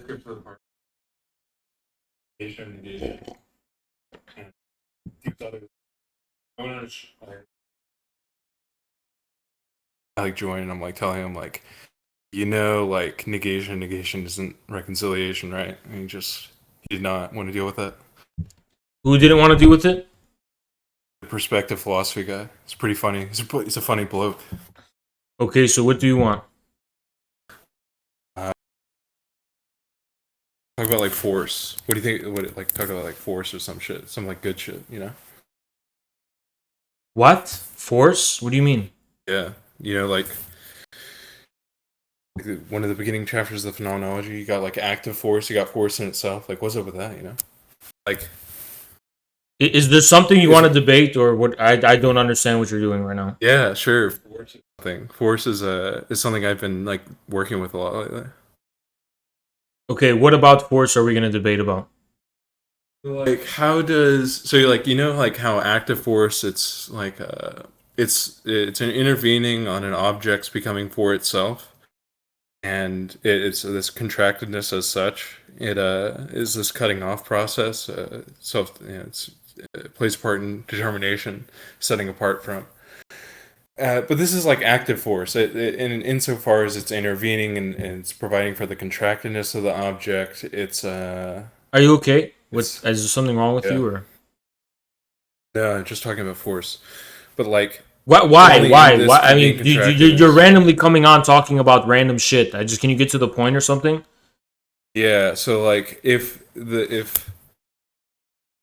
somebody called me, if in active force you have contracted, providing for the contractedness of the object, like it's and insofar as it's having content impressed upon it in this contractive process, so that this content can then be solicited, and then it can also solicit content. What's the point of force in itself then? You know, if that's what active force is, that's my question. What's the significance of your question? Because like then how do you get to like, you know, in like Hegel's lectures on the history of philosophy? That's like saying what's this? It sounds like it's like the argument saying is what's the significance of pure being then? Right? Yeah, well that's easy, but like this is like more. Why? Like, I've been talking to Hegel scholars about this, and they usually have different interpretations on it. So like. In his lectures on the philosophy of history, like he'll talk about development, like the seed, like what is in potentia and the seed, and in a being for itself, and abstract immediacy steps out into explicit existence, into concreteness, and it's only when it steps out into this you get the twofoldness, which consciousness can then come onto the scene and then say, well, through sensuous certainty. So why is this trouble? Why is force in itself giving you so much trouble? Well, because. This is talking about, because the way that the medium, because Hegel talks about the medium through which the being in itself sort of is able to step out and have expression and existence. The medium here is active force. Then most Hegelians I talk to they can deal with active force, but force in itself, it's because active force in force in itself does not convene on any object. It's not providing for any contractedness, because the concept of force is split up into this way where force being contractedness, it has contractedness insofar as it is operative in the becoming for itself of an object, and then the contractedness in the second part of the concept is just contractedness turning in on itself completely. It's just contractedness, like it doesn't convene on anything. So like if it doesn't convene on anything, if it doesn't like provide for like the becoming for itself of an object, like what's the importance of it? I can imagine a few things, but I just usually, this is like the first thing I talk to people about, at least for the past like month. So if it cannot convene on any object, what is its significance? Yeah, pretty much, because then it's like it's just contractedness in itself. Yeah. It's not the contractedness of a particular thing. But for Hegel, this contractedness of itself does not exist in a state of being.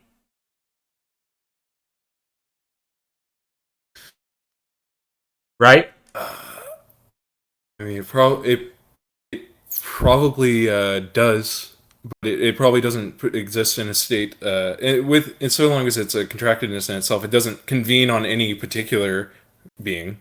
Yeah. It probably is participatory in being as such. But or whatever. But not as a pure contractedness within itself. It's always somehow convening on other beings and so on, or things, or entities, whatever you want to call them. Yeah, that's what active force is. Yeah. Yes. So to me, the force in itself is a useful kind of abstraction with which to understand active force, because active force involves other things besides force itself, right? Yeah, I mean, so the pure force or the force in itself can only be discerned within the interstices, if it's the wrong term, within active force. It doesn't actually subsist anywhere by itself, but it is what is active force.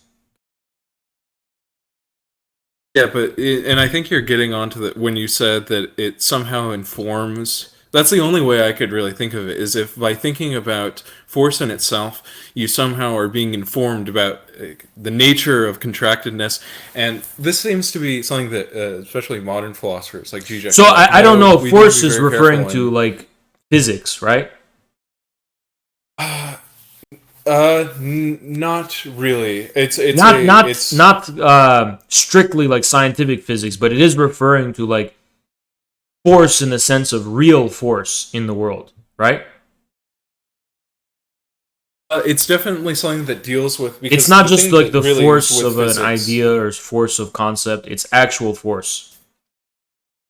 Well, force here, I think it definitely deals with the realm of the laws, right? The tranquil kingdom of the law, as Hegel says. But it's something that integrates. It's only by force, active force, participating in the objects becoming determinate that the laws. He says this is like one of my favorite quotes. Right? Like the tranquil kingdom of laws. What is lacking there is then provided by what is found within what is seemingly the vacuousness of sensuous immediacy. This flux. We need to integrate this world of flux into the laws, and it's force, because he also defines force as this universal medium. So it's a bit physicsy. Yeah. Yeah.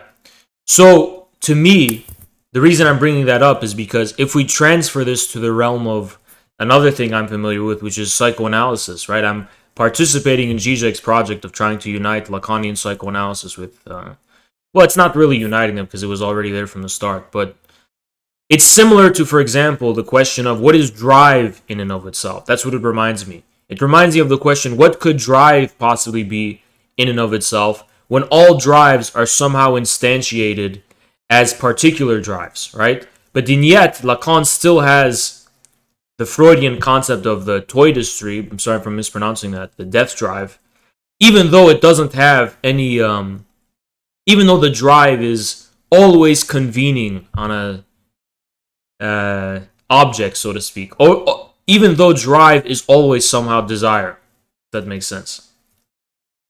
Yeah, I think some of the best stuff in Hegel is like I was in a reading group. So to me, it's like the same. It's kind of the same issue. It's to speak of the force in itself is not to speak of a thing, so to speak.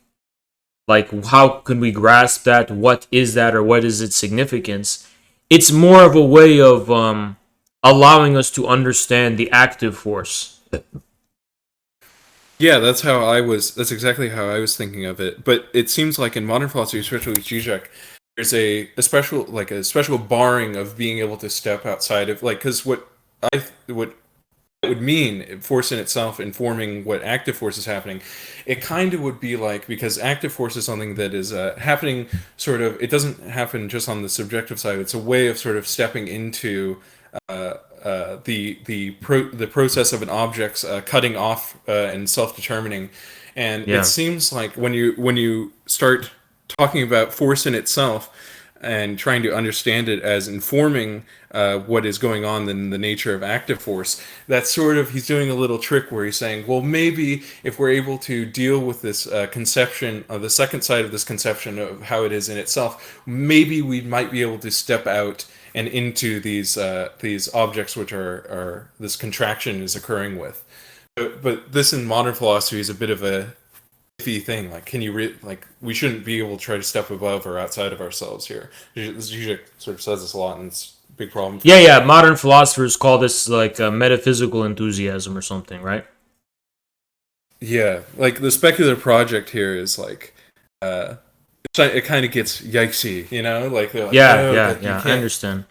I think Zizek, in a moment of Zizek's ontology, he does want to step outside of the what he calls the kind of Habermasian or Kantian reality as socially mediated and discursively mediated and subjectively mediated. He wants to actually talk about the yikesy speculative reality.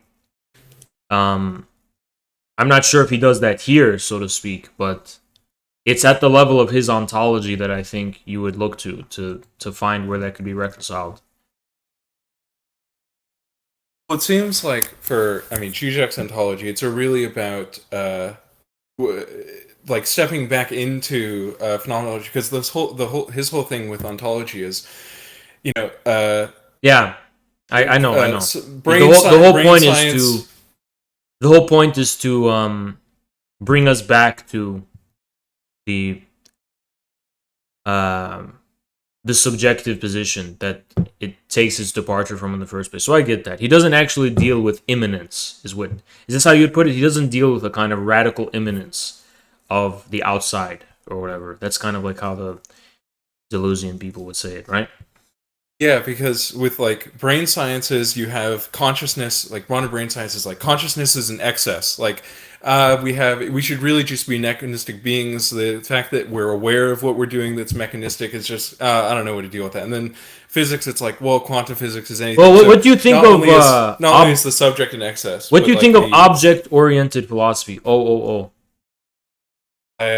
Speculative I realism think- and that kind of stuff. What is your? Because I think that's more up your alley, right? Yeah, the extent of my agreement with Triple O is like what with who? Triple O. You know. Oh, okay, object-oriented Triple O. Yeah, like they agree on. I think this is an important part. Like you cannot determine. And it's very basic. You cannot determine an object purely via its relations. Yeah. Like this is what and even with Hegel goes a bit further than this and says even in the once you I trust me, I'm very familiar with Zizek's critique of OOO and his description of them and what's good and what's bad. But he agrees with them on this. Yeah, portion, which I but think you have to also understand that when you read it at the level of the actual thinkers like Graham Harman, my mind's a little foggy. Used to be Ray Brassiere, but I don't think he's in there anymore. Those people, they will kind of deal with this question of objects in the speculative sense, rather than just being vessels with which to reflect back upon our subjective position, actual real objects like in themselves, right? So yeah. I think maybe that would be more up your alley, or no. Well, it's I have a level of because if you talk to modern Hegel scholars, like if you talk to them about the seed and the tree example. Hold on, try to say, we don't have a lot of time, but why isn't negation of negation the moment of reconciliation for Hegel? Well, because you could have negation and negation. If you the classic example is Zizek even gives us. Like if you negate something and then you try to reconcile it, how do you do that? Like you negate, you're on a number line, you negate the number 4, you go to like 6 or something, and then you can say, oh, negation is when I negate it again, and then I go from 6 back to 4, or I go from 6 to 3. It's not that at all. Yeah, I know. But negation of negation for Hegel is not just a returning to the original position per se. The original position itself is revealed as a new original position, or as Zizek puts it, the past itself changes, right? Yeah, because negation of negation. But why isn't that the reconciliation? Why isn't that the same thing as the reconciliation? Well, because the second part that I wanted to get to is like you don't just move up and down a line. You don't negate, and then go up and down. It's negation. Negation is the creation of an entirely new realm. Yeah, and to me that's but that's what is movement. Reconciliation, though. To me, I think it's a more something of like what Zizek would call downward synthesis than reconciliation. Hold on, the reconciliation would be more what? Downward. Zizek calls this more of a downward synthesis. What would be what's the difference between reconciliation and the negation of negation then? Because it's you don't. There's the origin sort of emerges as a something that's in relation to the new realm created, and in this way, that like for example, the fall of man from I know. Is that reconciliation or no? No, it sort of provides the impossibility of the reconciliation because you cannot. There's no. Okay. Forget for Zizek. Example, you don't return. For Hegel, though, for Hegel, is this the reconciliation? As he uses the word reconciliation, like the spear is wounded. The spear. Well, I always interpret this. Zizek has interpreted Hegelian reconciliation precisely as the moment of the acceptance of the impossibility of any reconciliation, or like he quotes Wagner that the wound is healed by the spear which smote it, right? Instead of healing the wound, the Hegelian reconciliation recognizes in the wound the very in the cause of the wound the very site of the reconciliation. So why isn't that reconciliation? I mean, and it's a bit like, and yeah, that's basically my point. Except I would say that that's more something like a downward synthesis than. But I think something like Zizek a is trying to say return. what the Hegelian reconciliation is in the first place. He's not going against Hegelian reconciliation. He's saying the Hegelian reconciliation may seem like it's a healing of the wound, so to speak, but the wound is only healed by the spear which smote it. That is the Hegelian reconciliation. Yeah, I mean, yeah, I don't think that Zizek's not a Hegelian here. Yeah. Hegelian enough. I think So I would agree, but what then for Hegelian reconciliation? Are you saying Hegelian reconciliation is a false aspect of Hegel's thinking, or? No, I think it's probably the best part. It's like I kind of wanted to talk about Hegel's reading of Jacob Boehme, where this is important. But yeah, I think it's the best part of Hegel, probably. So what is the Hegelian reconciliation to you? It would be something like where you have, for example, there are two discursive moments: the being in itself and the being for itself, the seed and the tree.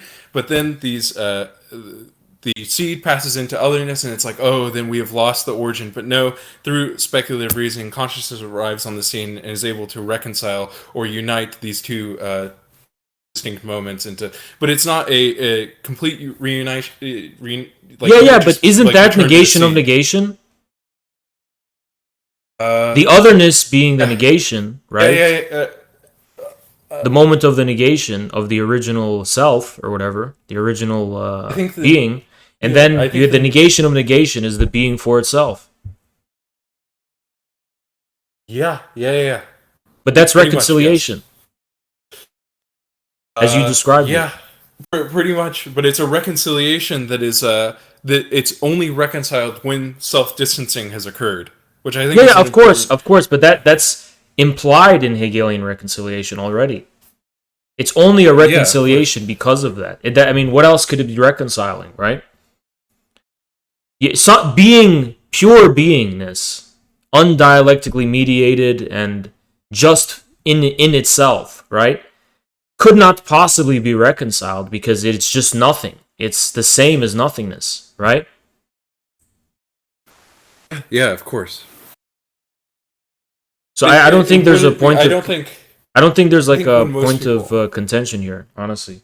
Yeah, I don't think with you perhaps, but most people who understand at a very basic level reconciliation, you'll talk to Marxists and they'll be like, well, you negate something, you negate it again, you just return to the origin, but it's no, it's a creation of a new realm. Which I have coined terms and concepts to describe this. I have a term called substantialism, and to me the biggest enemy right now is Spinoza, because to me Spinoza's substance is this kind of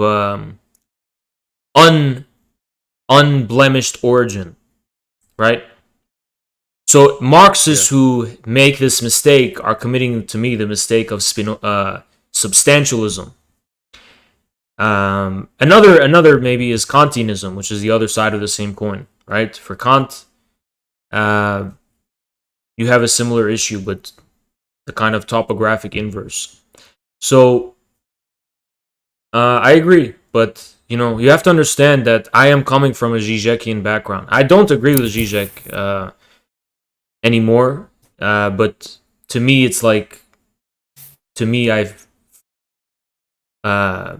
it's complicated, right? But the reasons for my disagreement with Zizek is really, really complicated. But I am coming from that background, 100% coming from that background. Like, I've read most of his books. I haven't read his book. What is his latest book? The big one. It has like an infinity symbol on it. I forgot which one that is. Less Than Nothing? No, I read that one, trust me. But the latest one, which is it's about sex and ontology. Let me say, like sex and the Failed Absolute? Yes, Sex and the Failed Absolute. I haven't read that one, but I read Alenka Zupanchik's What is Sex many, many times. So I'm pretty sure they say the same thing. Yeah, I'm coming from a Zizekian background, so all these arguments you're telling me they are not new to me, But anyway, yeah, I think we got to return to the content, but Damn. Hey, Belfi, if we want to talk about Lessing and Bruno and Jacob Who? Boma. Lessing, Who? Sorry. you know? Gottfried Lessing? Lessing? German idealist. Yeah. He's like Lessing Bruno? He's like a Trinitarian Spinozan that Zizek takes a lot from. And Really? I didn't know that. yeah. Lessing Bruno? His theological writings are definitely reflected in his what is his lectures name? on the history of philosophy. Bruno Lessing Gottfried or Lessing Bruno? No, Bruno's a different person. Giordano Bruno. He's like a No, who's the Trinitarian Spinozist? Lessing, Lessing. Okay, Lessing Spinoza. Called Lessing. It's like he has a good. Oh, is his name Gothold? Yeah. Ephraim Lessing. Yeah, he talks about the what basically you were talking about, like against Spinoza, like you don't have an undefiled God, like just like the same for Jacob Boma, like internal mediation is there from before creation, and then you have to have a God that's self-distanced from himself, and all that sort of stuff. Good. Yeah. Okay. Well, I haven't read anything by Lessing, but I'm a little bit familiar with Boma, but it's not coming to my mind right now. His you should read Hegel's Lectures on the Philosophy of History, the chapter on Boma. He's like, out of all the philosophers in there, he has like the highest praise for him, pretty much. Okay, well, that's all for now, but bye. That was a very bizarre conversation. That was super bizarre. I have no idea what that was about. I was trying to dig in to see if there was going to be like a point, but it's just, yeah, super weird. Let's continue this. I literally do not understand it. It's just like, it does not make. Bibi famously said Israel was financially self-sufficient a decade ago when asked this question. Like, I don't understand it. I just like, no one will. Who's Domo? Domo, what do you want to debate about, huh? No one will ever be able to. Similar to Lehman Brothers collapse, over-leveraged big-ass real estate firms collapsing due to being over-leveraged. Okay, but like, that's a separate nation. The Lehman Brothers are like a financial institution, okay, within the United States. Like, yeah, there's like implications for global capital and all that sort of stuff. But the reality is, like, you can't make it's too big to fail. Why did he have a Korea veteran fucking hat? Argument. I would wear a Korea veteran hat, but for the other side. No, I'm kidding. That'd be LARPing. That'd be disrespectful. About fucking Israel, like, it's a different country. It's a whole ass. It'd be disrespectful to the veterans of the Korean War that fought on the right side. I'm not talking about the American veterans. Because it's like stolen valor, you know? Country on its own, and they're fucking, like, they got a lot of tech there, you know what I mean? They got a lot of industries there. It doesn't make sense to me at all. Like, it literally does not make sense. And I say the same thing about, like, arming other fucking nations too. Don't get me wrong. Don't try to be like, Hassan, he's singling out Israel again. Like, look at him. Like, no, I just, like, literally do not understand why we need to have. Yo, this dude in the Discord's going, finished, schooled, you're done, see you. The beast has been tamed. How? What? How? I don't get it. You know what? I'm gonna tell this guy to get in VC. Get in VC or ban now.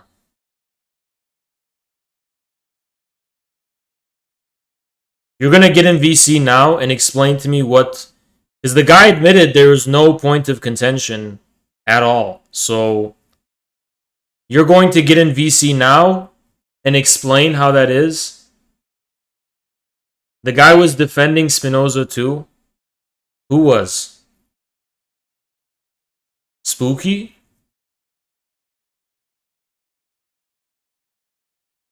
Let's see if he gets in.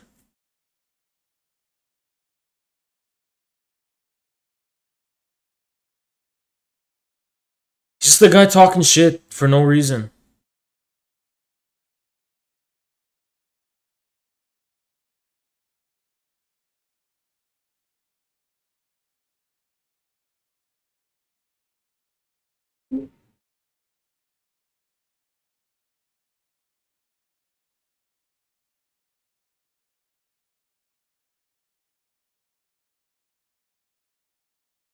Bosch is watching the debate. Let me see.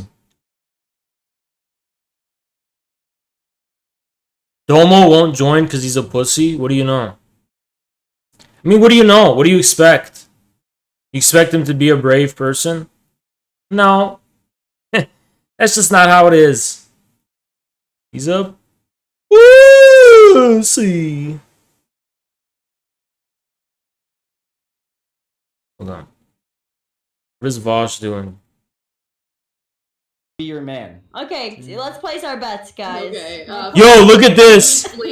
They're covering the Royale, and it says Jackson Hinkle suggests women sleep on the street in front of his apartment. You don't have enough. What a bunch of pussies, and they're taking it seriously. No, Jackson, what if she just gives you... They're trying to cancel him. ...in the universe, then will you reconsider? I actually don't like it. Yo, Vosh, here's the difference between you and Jackson. Jackson can ask his women to do that, and they will. They will never even come within 10 feet of you. Even if you put them in a luxury 5-star hotel. Percent of the time it's because they're insecure. All right, I'm sorry. We go this guy's like an open book to psychological analysis, okay? This guy is like What a cope. This is literally a cope. It's like, dude, you realize he gets away with it, right? Because he's actually he looks like a man. You know, like, I'm sorry, Vosh, but you want to talk about psychological analysis when everything's on the surface. You look like this, and he looks like that. That's an open book to me, you know?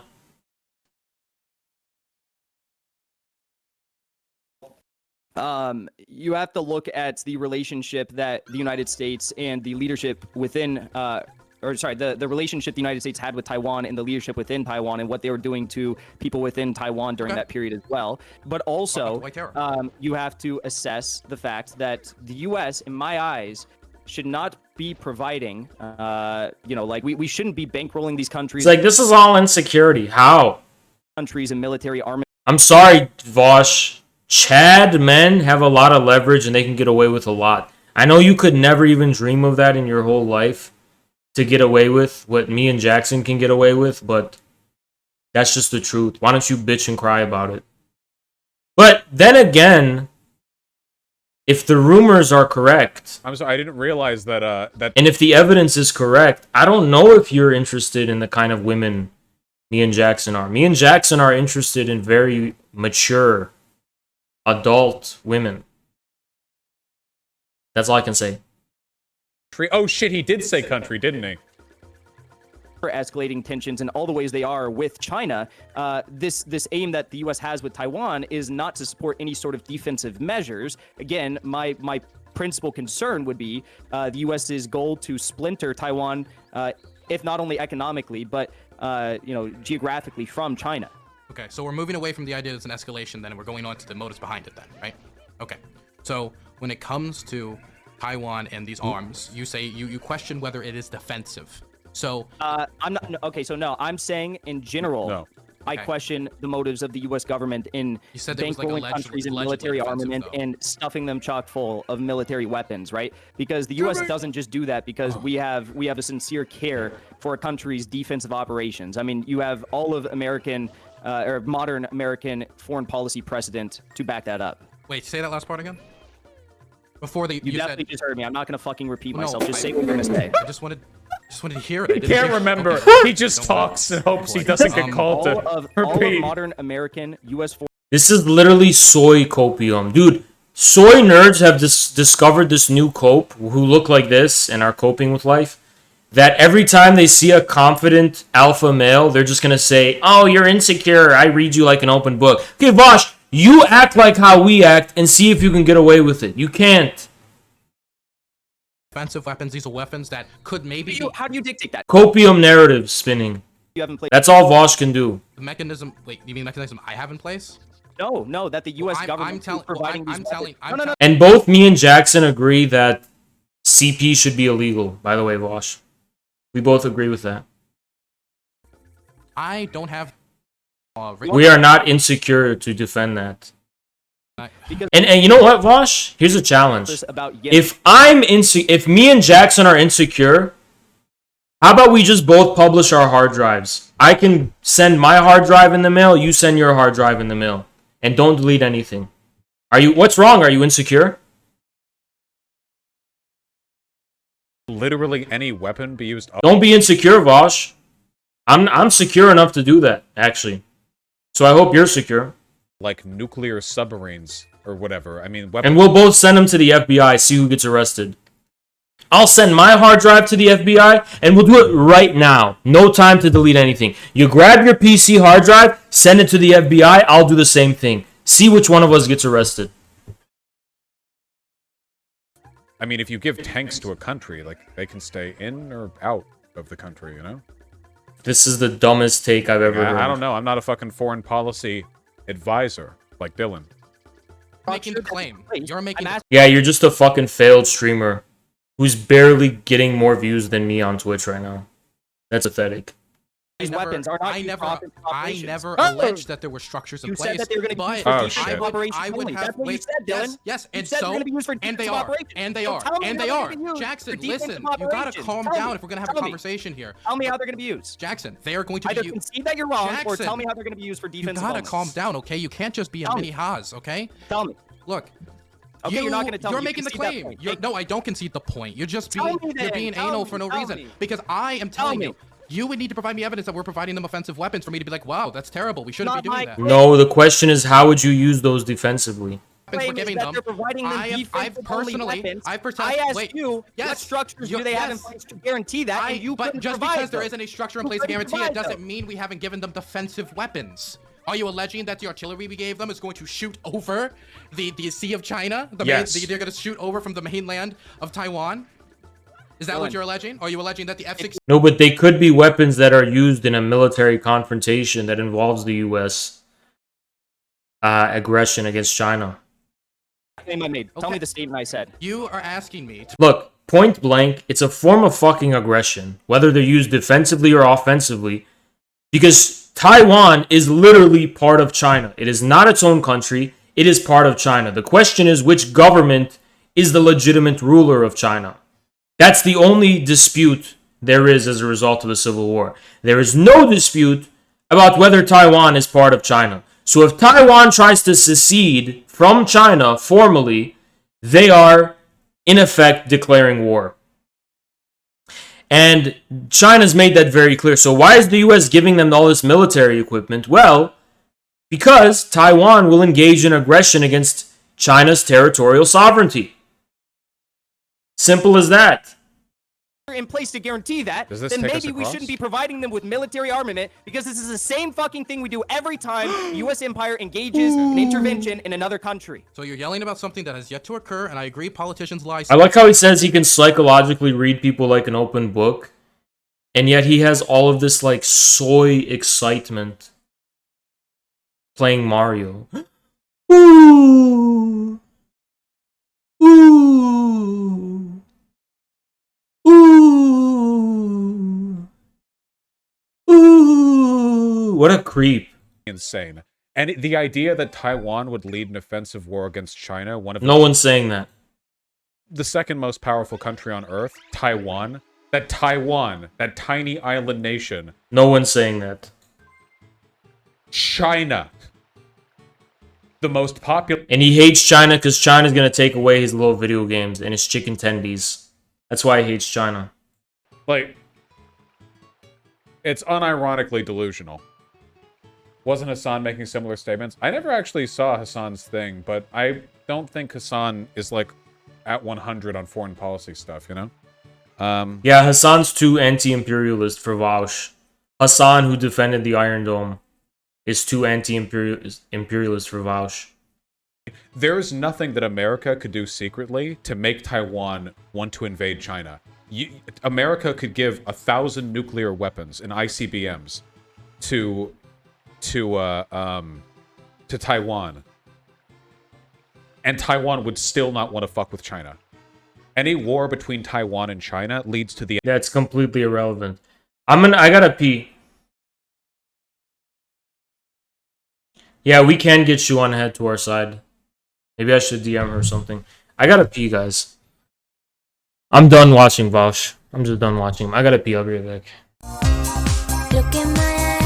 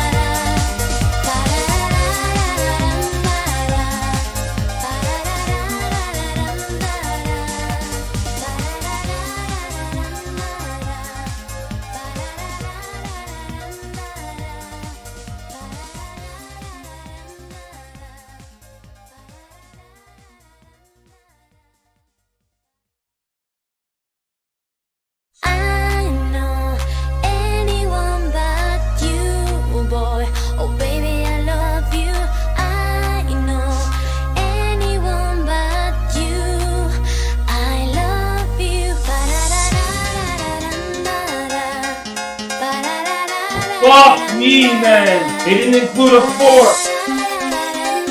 Fuck that. Fuck.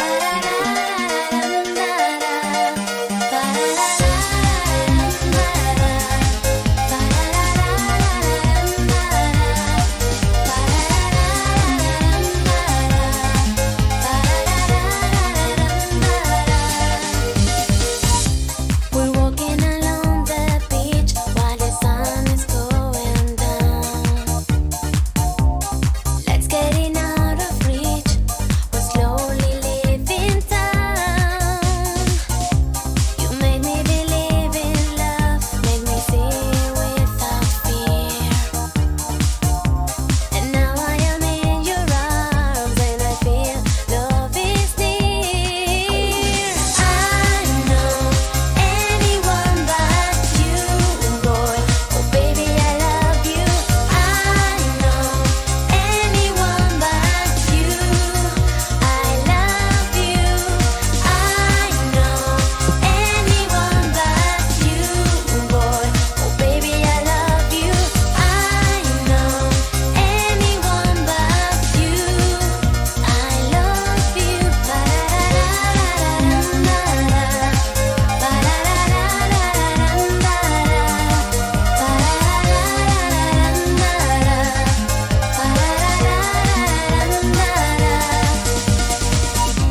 You're deep in the heart of me, but still I'm calling you because of Dude, everyone fucking left. After I fucking got up and made a protein shake. When I stream, I'm literally scared to fucking get up and pee or something. Fucking short attention span fucking people. Have like 7 million bases all around the fucking planet, and like also give Israel $1 billion for its defense system, its missile defense system that we built. Like, why? Why are we doing that? Wants all the weapons for Turkey. Don't let him lie to you. Yeah, literally. I'm just. Why aren't we making an Iron Dome for Turkey? That's my argument. And you know, there was some performative shit going on. I don't even understand. Now, tears on the House floor. AOC appears to be crying as the House passed a $1 billion funding for Israel's Iron Dome. She voted no and then switched her vote to present last minute. Let's see how Hassan defends this. I want to see how Hassan's going to defend this. Mr. Lawson, designated by Mr. Lawson of Florida, pursuant to House Resolution 8, and inform the House that Mr. Lawson will vote nay. It's so funny because it's like, why did AOC change her vote? I have no idea. I don't know. I literally don't know why she did that. I don't understand it. Like, it's gonna. They left from the Hegel debate? Yeah, I know. I lost like 100 viewers from talking about Hegel. But, I guess all the smart nerds who are always fucking bitching at me because I don't give fucking anyone smart content, I guess they were right? Like, I should just sit and talk about Hegel all day. And that's how you get successful. Fucking bitches. It's like living fucking proof. You know, it's living fucking proof. And they bitch at me every fucking day for how I stream. Because I'm not intellectual or sophisticated enough. Well, fuck you guys. You know? Nobody cares about that shit. It's just that no one cares. Nobody gives a shit about anything intellectual on the internet. That's just the truth. Pass regardless of whether she says no or present or whatever the fuck she says. Someone said AOC most likely changed her vote because there's a good chance her new district due to redistricting will include Riverdale, which is a large pro-Israel/Jewish population. Okay, but you're fucking cucked no matter what, dude. Like, voting present on that on the last second is not going to change anything. You know what I mean? What the fuck is Riverdale? Yeah, but if you're a fucking politician who's claiming to represent progressives, it does matter. It may not change the fucking outcome. It may not change the fucking outcome, but guess what? It changes the fucking credibility of the progressive movement, which is what matters here. It's such a brain-dead take. I thought that was a fake movie.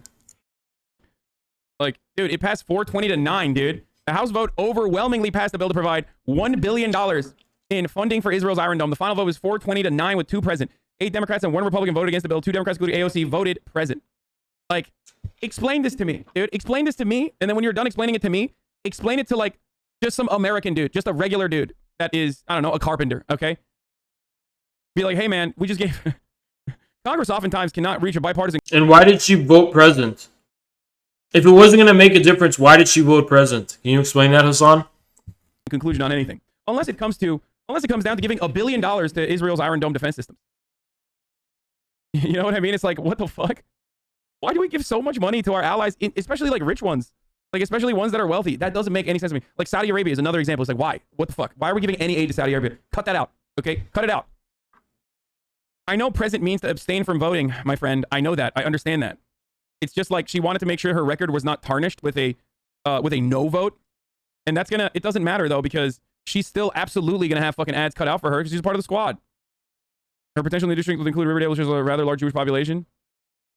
Like, that makes no sense. Like, she's already gonna get yeeted. Like, she's not gonna get yeeted because her district as it stands currently. Oh, he's not defending her, apparently. Apparently, he's not defending her. Man. Before redistricting, absolutely loves her. Like, she is incredibly popular. And I'm sure there's still going to be constituents in the new district, in the new cutout district that is like, you know what I mean? Like, her voting present instead of fucking no doesn't change anything. Because it's indirectly using our tax dollars to pay off Northrop Grumman and Halliburton. So why do it then? Buy American. Why fucking, if it doesn't make a difference, why do it? Push back the rapture again. The only reason Jesus hasn't come down yet is because the Iron Dome would blast them out of the sky. True, dude. Someone should tell the fucking evangelicals, who are, of course, the largest funders and donators of the state of Israel in the United States. It's not the American Jews that sent funds to Israel. It's the evangelical white Protestant Christians, by the way. For those of you who don't know, I've talked about this a million times, but like I should repeat it again and again. They do this because they believe that like the chosen sons and daughters of God, the Jews, need to control the entire land. What is he talking about? What the fuck is he talking about?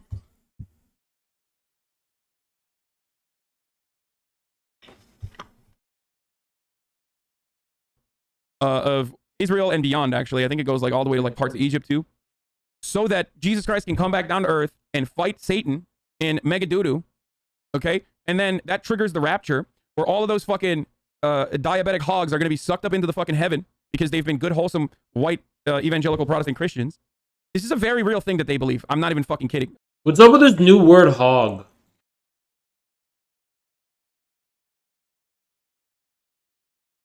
What's up with this new word called hog? What is that? What does that even fucking mean? Hog? It's a Chapo mean? Oh, so it's like it's a form of class elitism. Is that what I'm hearing? It's a form of class elitism.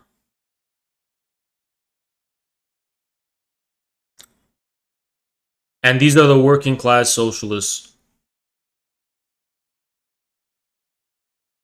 Like, this is, it sounds like a joke, but like a big chunk of Americans that vote believe this, okay? Not a big chunk, but like a very, very vocal minority that has outsized and awesome power within American Congress believe this. And so they get sucked up into the heavens. Of course, the idea itself is not like pro-Jewish in any meaningful capacity. Yeah, it looks great when a Beverly Hills liberal calls the rest of the country hogs. That's just like super...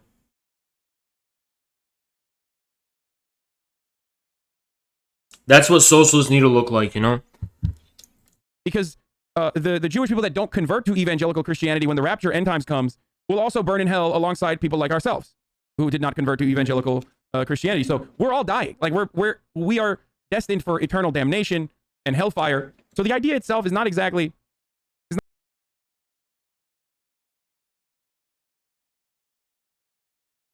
Why don't you talk about how AOC voted President Hassan?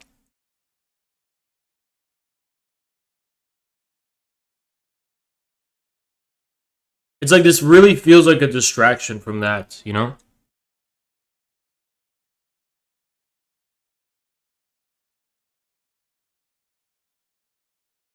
It's not exactly like a pro-Jewish idea. It's just more so like pro-Israel for now type beat.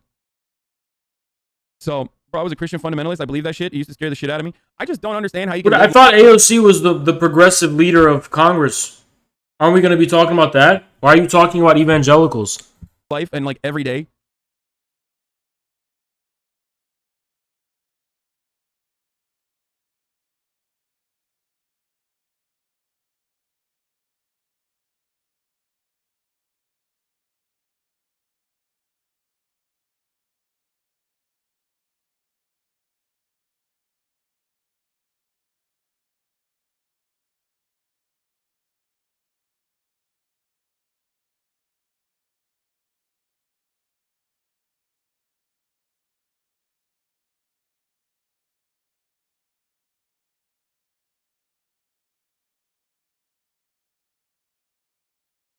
With that kind of fear. Do they think like the Pope is going to hell or what's the deal with that? Dude, they're evangelical Protestants. I don't know what the fuck they believe about the Pope. Yeah, so far, Congress has an incredible track record. Yesterday, only yesterday, they had a bipartisan bill to give CIA officers, restitution. The surprise? I'm still waiting on it. I don't know what the fuck is going on. I'm still waiting on it, but yes, there's still going to be a surprise tonight. Even though, there's still going to be a surprise tonight. And healthcare payments because they are suffering from Castro's attack lasers that give them Havana syndrome. And today we're giving $1 billion to Israel.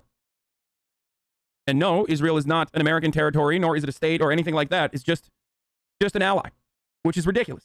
I mean, it is ridiculous. In Mormonism, when you're baptized, you become Jewish basically because they're the chosen people of God. I mean, dude, listen. Like, the Jewish religion has some fucking sick lore. Like, I'm totally invested in it, okay? There's a lot of cool shit going on. I'm into it. What is up with this weird, like, virtue signaling? Like, why are you saying this? I don't get it.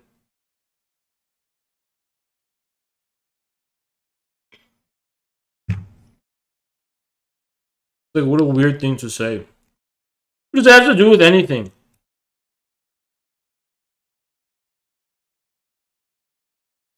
It's so weird how he calls it lore. I just find that so cringe. It's like, these are real religions, and he's calling it lore. It's such a Reddit thing to say. That's not how becoming Jewish works. We know, motherfucker, they're Mormon, okay? Well, if it does happen, LMAO, I believe it will. You can just accept Jesus and be saved. Wait, I have like an evangelical Protestant Christian in here? That's crazy. Like, how the fuck do you deal with this every day? I think he was joking or something, but have at it. I'm pretty sure he was just joking. Oh, the bill also is not purely defensive, even though the bill language clearly involves funding IDF raids and bombings, but also no such defensive system would ever be offered to Gaza, an open-air prison with no freedom of movement or control over air or water that's constantly being starved. This conversation is such disingenuous bullshit. I'm losing. Obviously, the U.S. has for many decades intervened on behalf of one party and sought to subjugate the other party. Why is everyone acting like the U.S. government is just a peace-promoting neutral third party? It's all fake. Obviously, selling defensive systems is an implicit endorsement of a country's offensive war-making. What would happen if Biden gave defensive systems to Iran, Russia, or Hezbollah? We wouldn't be doing this fake thing where we act like it's not an endorsement of offensive war. I mean, he's right. Yeah, that's actually right. But you said it was very ethical and good. So... And we should. I don't understand why we literally don't fucking give weapons to every side. I mean, we kind of do, but there's like a serious imbalance with the weapons that we give to those we declare like, the brown folk versus those. Huh?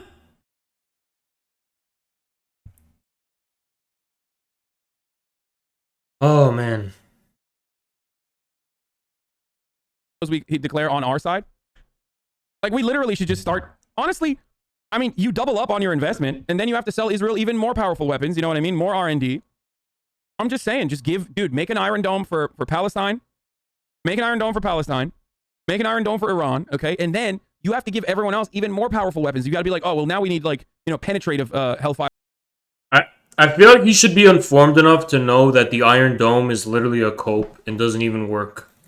The Iron Dome doesn't even work, dude. I feel like he should be informed enough to know that, Like, it really doesn't work. Fire missiles that, like, the Iron Dome is stopping. I'm just saying, dude, this is some real clever shit, dude. I mean, holy fuck. Am I hired? Thank you. Or the CIA just called me. I'm hired. This is now a sponsored stream by Raytheon, dude. I'm a fucking war dog, baby. What do you think Iran-Contra was? We were funneling weapons to Iran while publicly supporting Iraq, playing both sides, and never lose, baby. Yeah, but that's what I'm saying. It's like baby shit. We're funneling baby shit. Like, I'm talking, kick it up a notch. Instead of doing like fucking, you know, suspiciously funded JSOC operations or suspiciously funded CIA operations where we're like giving like, you know, shitty ass fucking weapons, like, shitty ass weapons from like fucking 20 years ago. You know what I mean? Why don't we just like give him good weapons? Okay? Now kick it up a notch, dude.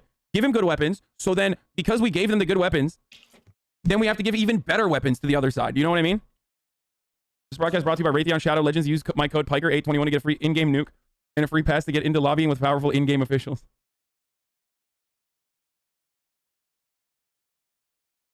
I need to take Adderall so I can be just as energized as Hassan.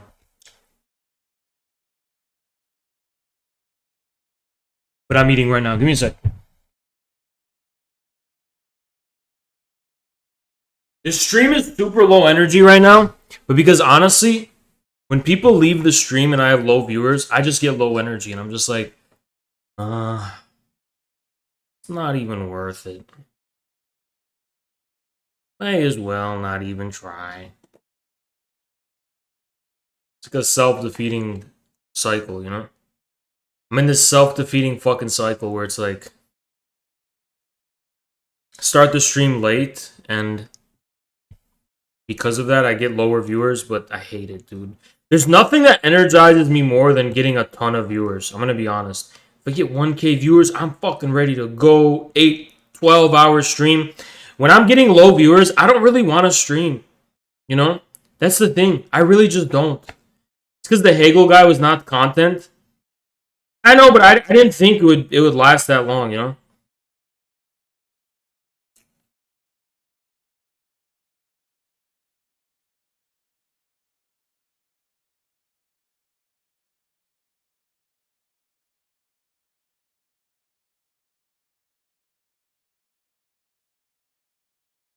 Yeah, I mean, I need to stream at like 2 p.m.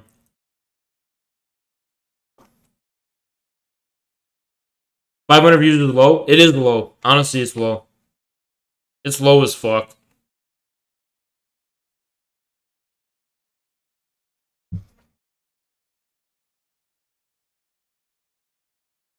I should be at 800 average right now. By now. I should be 800 average.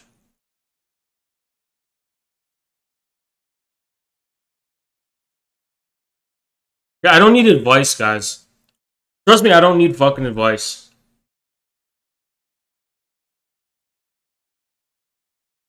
No, don't advertise the stream. It's okay. You guys are loyal as fuck. That's all that matters. You guys are actually loyal as fuck. You know? But I feel like you know why it is, guys? I really feel like views are a way of telling me like if I'm being content right now, you know? And like when I get low views, I just assume I'm wasting your guys' time and I'm being boring to you, you know?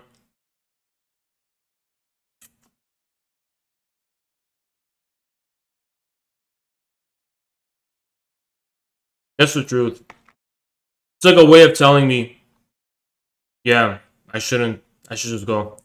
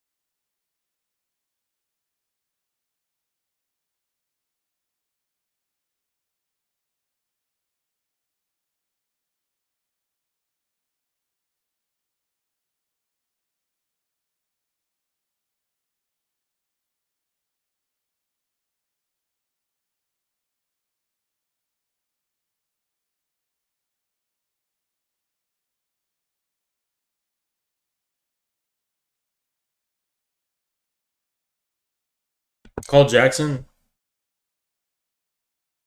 Talk about what?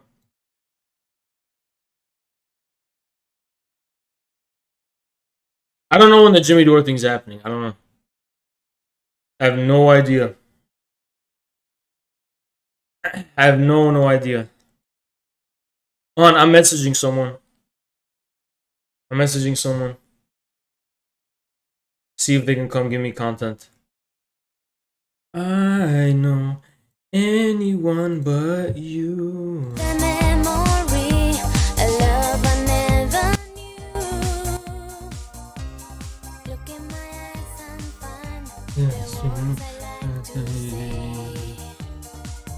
We gotta hold strong because there's fucking shit we're doing later.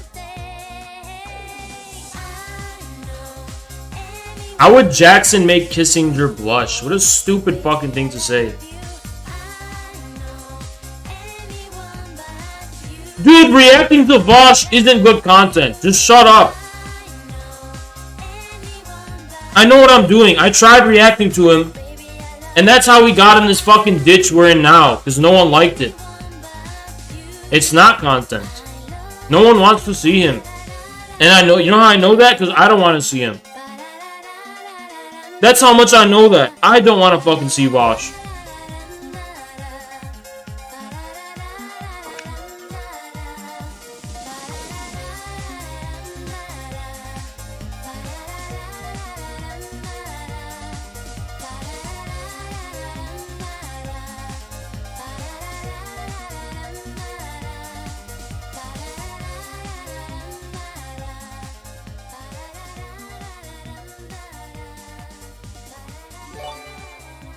Thank you, Chris. Appreciate you, Chris Morlock.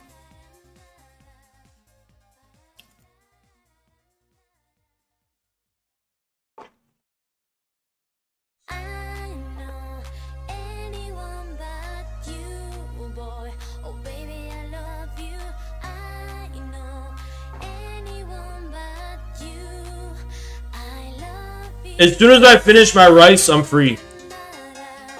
We're free to get started here, you know? I just gotta finish my food.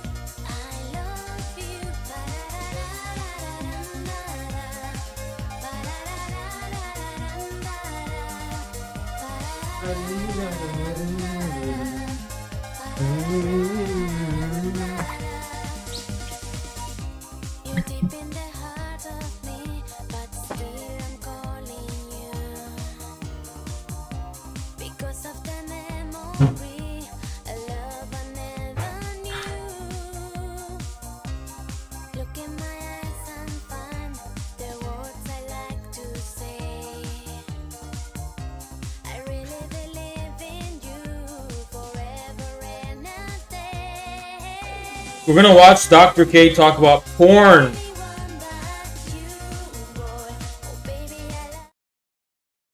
Can you put porn in Twitch titles?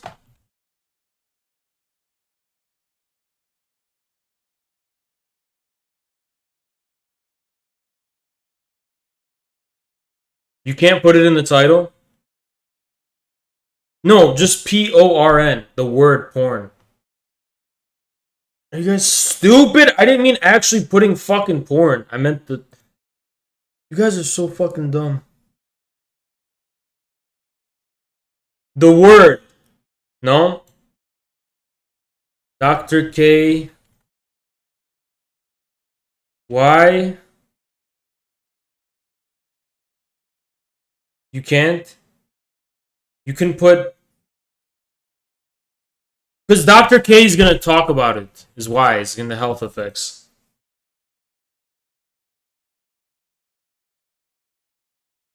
The health advice stream.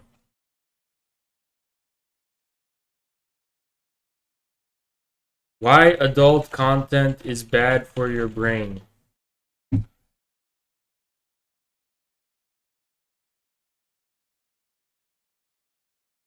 You can't show those type of videos on stream? What type of videos? It's Dr. K. He's not fucking showing porn. He's a streamer. He's literally just a streamer. It's not like he's gonna show porn.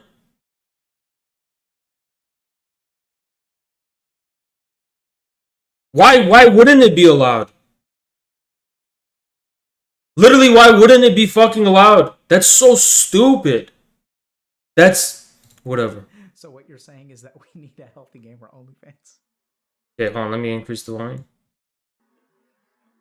No. That's not what I'm saying at all. All right, maybe one day. I was thinking about the inundation of porn and graphic sexual content in today's culture. I was wondering what would be Dr. K's thoughts on how this is affecting the human mind and mental health. I feel that genuine human intimacy is going down in this day and age, but it could just be me.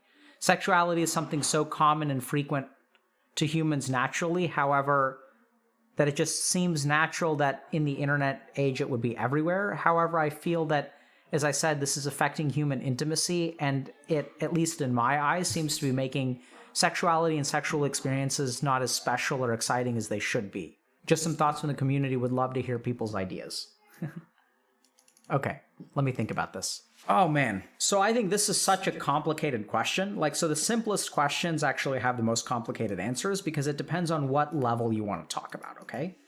So if we want to try to understand the inundation of porn and sexuality and sexually explicit, not even sexually explicit, sexually implicit things on the internet, right? So if you look at things like the hot tub meta on Twitch, that's not sexually explicit. By the way, he's an expert on this topic. He's an expert on this topic. He is a researcher. A porn researcher. He researches it all day. And he researches it. It's just for research. It's just for research. And this part, that's also research. Because you're just trying to research the effects it has on arousal. So he's not doing it as an addiction, but it's just research.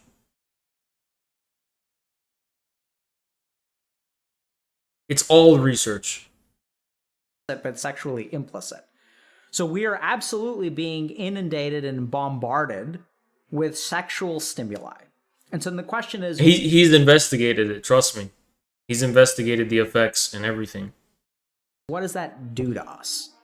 And the short answer is no one really knows, but I suspect it ain't great. So here's what we do know. If we look at content on the internet, what I have come to realize is that the content that does well is the stuff that from an evolutionary or sort of takes advantage of the evolution of our brains. So our brains have evolved to be attracted to particular things. And though that attraction in our brain led to survival benefits. So a good example of this is this is just evolutionary psychology. This is the dumbest shit I ever heard. What did he say? If we look at content on the internet, what I have come to realize is that the content that does well is the stuff that from an evolutionary or sort of takes advantage of the evolution of our brains. That's not true. This is the dumbest shit I ever heard. What about our evolution makes people want anime? Nothing. What about our evolution in response for these TikTok girls who make those voices? Ooh, woo? Nothing. And you know how I know that? Because I'm a raw, visceral, human instinct type of man. And that shit makes my That makes my shit so soft, and yet people are still getting off to it. What about furries and all these kinks and all this weird shit? What about on fucking the hub, all this weird shit that's on the hub? Bruh, you cannot this is why evolutionary psychology is fucking stupid. Leave it to psychoanalysis. Leave it to the people who understand psychoanalysis and Freud to talk about this, because he's just talking about nothing. This is the biggest charlatan I've ever fucking heard of. This dude's a legit charlatan. Fucking believes in evolutionary psychology, the biggest bullshit. It's so stupid. You know how I know Evo Psych is bullshit? Yo, because back in the day, the type of shit that was attractive in women had nothing to... I hate to break it to y'all, but there was no such thing as big booty bitches in 2000 BC. Nobody cared. You know that? People cared about dumb shit like the shape of your toe and the shape of your fucking pinky. Ain't nobody was even looking at big booty. Nobody was even looking at that. Yes, there was, but no one was obsessed with it like me, you know? Nobody was like... Nobody cared. It did exist. No, it existed, but no, it wasn't a source of like scandalous sexual attractiveness. And trust me, I've looked into this, dude. They used to find really weird things attractive back in the day. You know? People dress differently. Yeah, I know, but they still didn't find that shit attractive. You know? What he's talking about is bullshit. I promise you it's bullshit. And plus, you know what I noticed? No two man's IG feeds are the same. My IG feed on Infrahaz is starting to become... See, I finally have an IG feed that's not my taste. Like, my IG recommended on my Instagram is skinny women. And I'm trying to escape it. So I literally look through my recommended to game the algorithm so I can finally have my old Instagram just an algorithm just full of big booty bitches, right?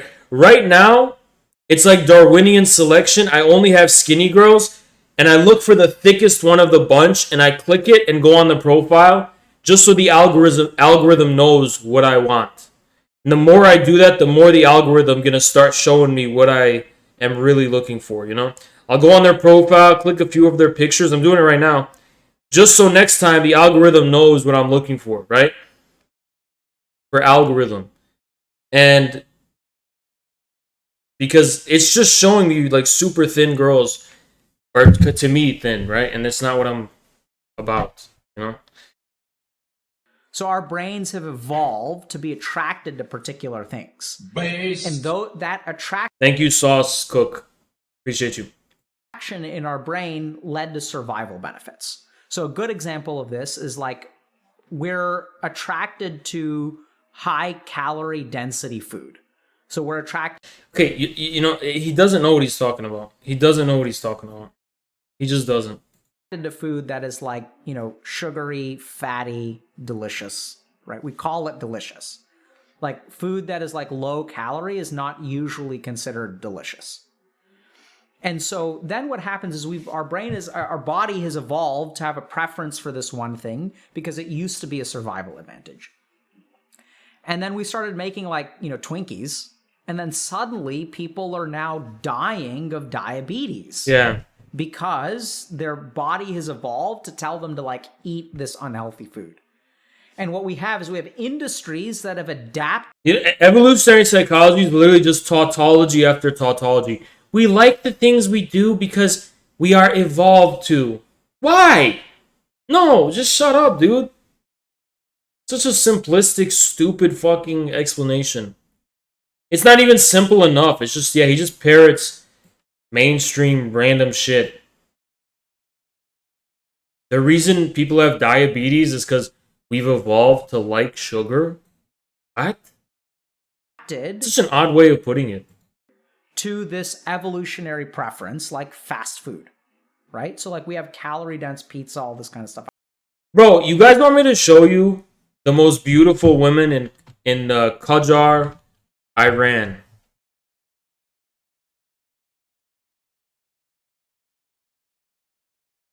This was the beauty standard back in the day. Y'all gonna laugh.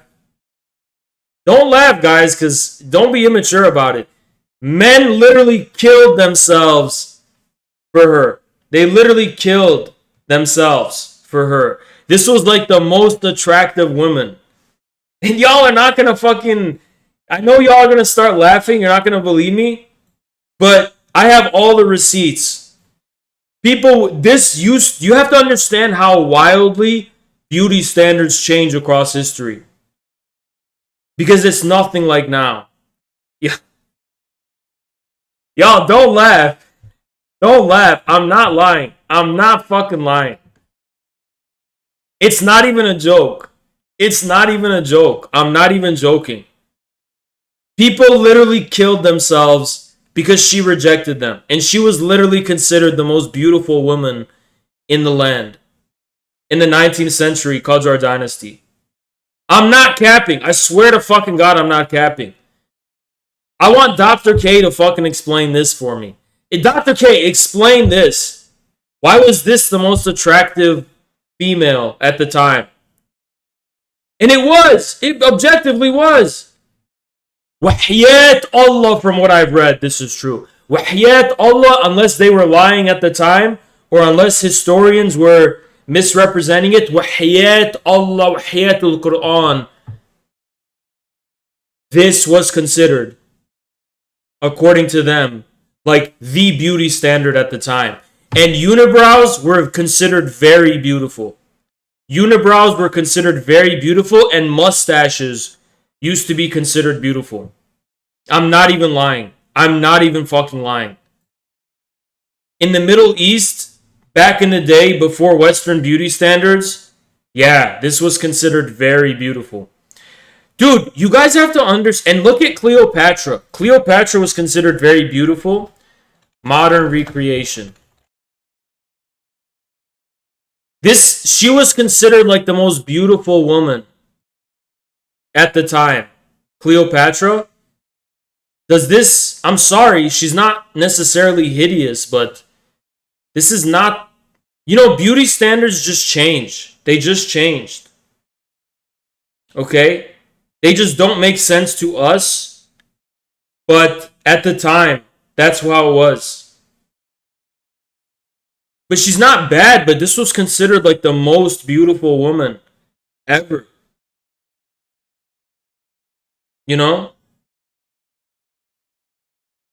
What we consider beautiful today was not how it was in the past. I hate to break it to y'all.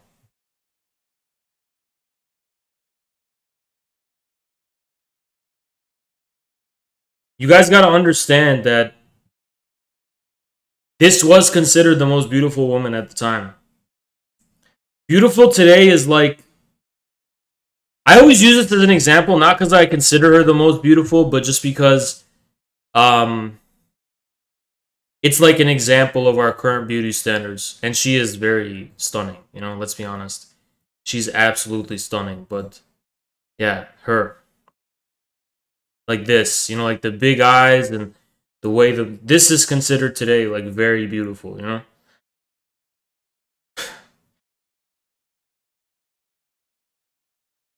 This is like the epitome, like big eyes and that kind of thing. Y'all gotta understand. And look, I will always have the standards that I have. But I promise you, back in the day, y'all would be shrimping for this. I promise you, y'all would be shrimping for this back in the day. I swear to God, y'all would be. Y'all crack so easily in terms of your tastes and your standards. Y'all would crack so easily for this. Yes, you would. Don't lie. Yes, you would. Absolutely, you would. Because you are sheep. Y'all are sheep and you go with the flock. Whatever the flock wants. So would you. No, I wouldn't. No, I wouldn't. I'll always want what I want. Look.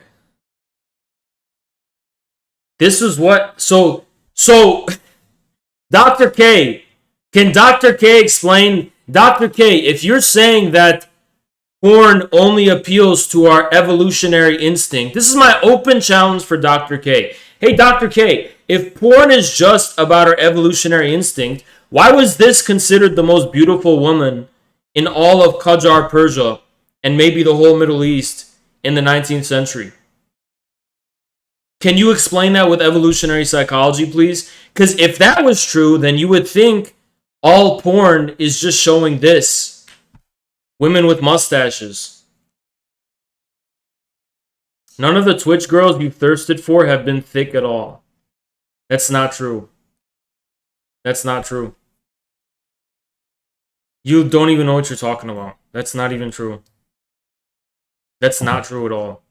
You're just wrong. You're just absolutely wrong about that. I'm not gonna like mention anything, but that's just not true.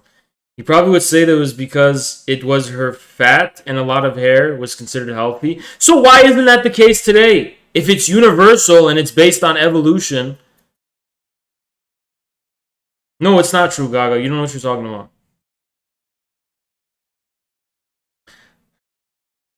You literally don't know what you're talking about. Back in the day, women needed to be big to survive labor and its protective fat. So what changed? We didn't change evolutionarily, we didn't change. Protective.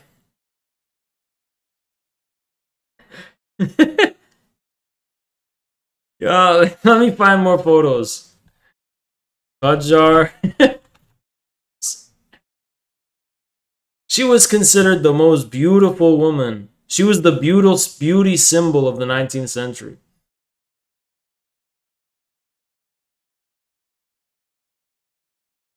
That made her so attracted that 13 men claimed their own lives because she couldn't love them.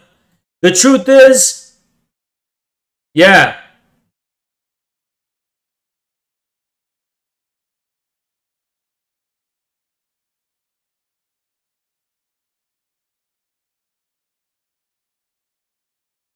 Today it's easy to get a child, so we don't need a fat lady.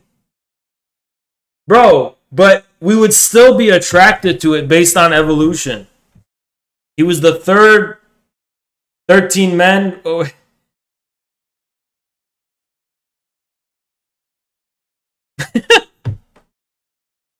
All I'm saying is y'all gotta understand that shit changes over time. Like, you know, things change. That's all I gotta say. Things change. Like, listen. If y'all were living at that time period, if y'all was living in that time period, and the imagine you're living in this time period, and the Sultan, what would he be called? The Shah. He'd be called the Shah. The Shah, the Qajar Shah, he goes, "You have been welcome into my court, and you shall marry my daughter." A man 13 nobles have taken their lives over, and you will consummate the marriage tonight. What are you going to say? You going to say no? Imagine if you say no. You dying. You're going to be dead. You're getting executed. You can't say no. This is your wife now. What, you're going to be ungrateful? Now if you are fat, it is because you eat. It doesn't make sense evolution-wise. And plus, what about the face, huh? Because this is not the conventionally beautiful face at all. Okay? Let me show you more. Let me show you more. Let me show y'all more. Look. Y'all gotta understand, you cannot say no to this. At the time. Y'all are not allowed to say no to this, okay? Y'all are not allowed to say no.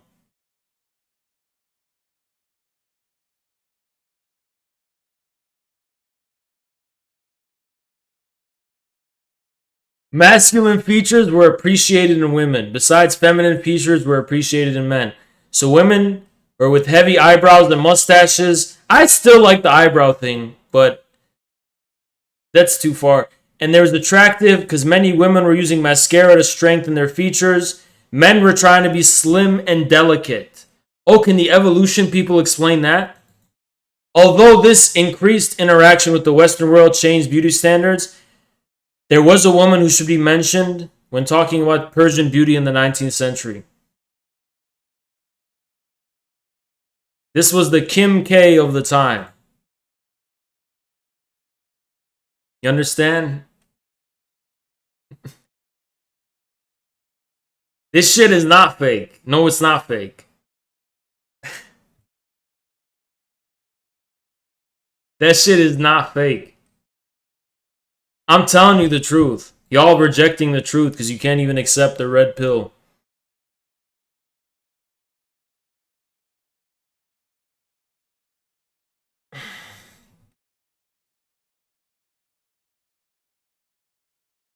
Look, y'all gotta understand, beauty changes over time. And look, I need you guys to understand something. All the women in my chat right now, no matter how beautiful you ever feel in life, just know you will never be as beautiful as this woman was for her time.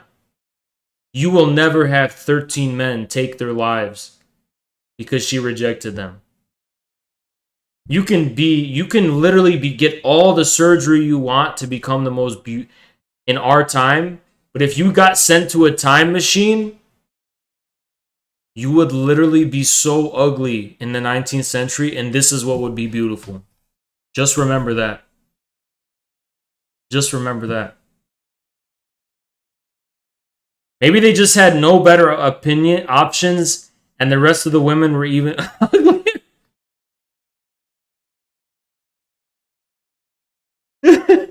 That's fucking stupid. That's literally just not true.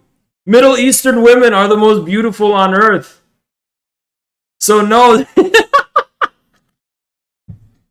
This dude said all the other women were worse. So it's not true.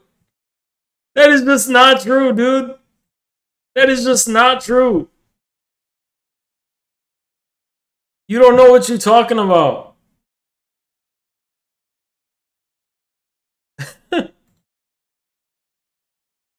Y'all really don't know what you're talking about.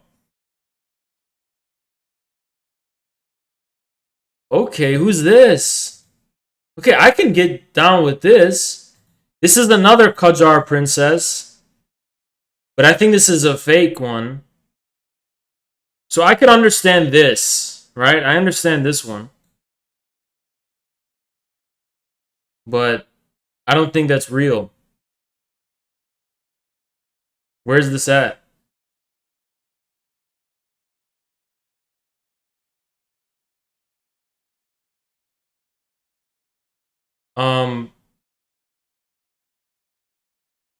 Okay, let me look up beauty standards. Beauty standards, women. 1700s.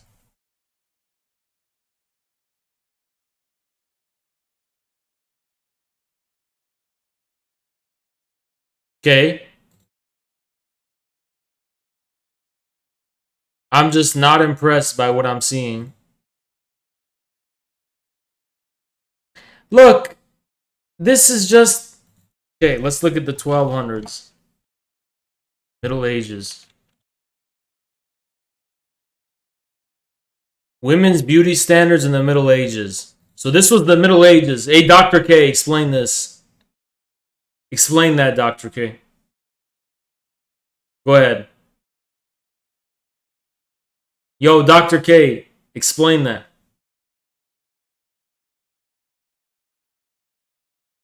Can Dr. K explain this? Okay, we can keep going. We can keep going if you can't explain that.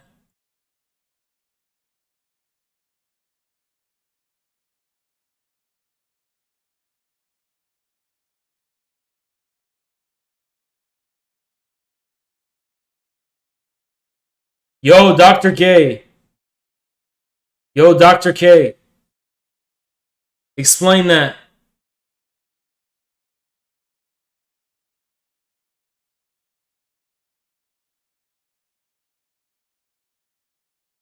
Let's keep going. Middle Ages. Beauty standards.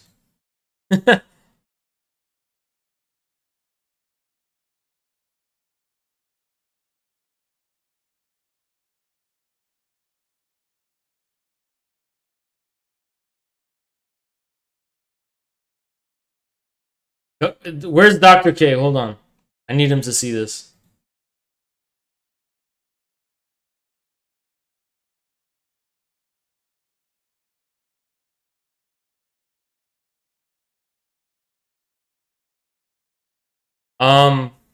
Ancient. Let's look at ancient times.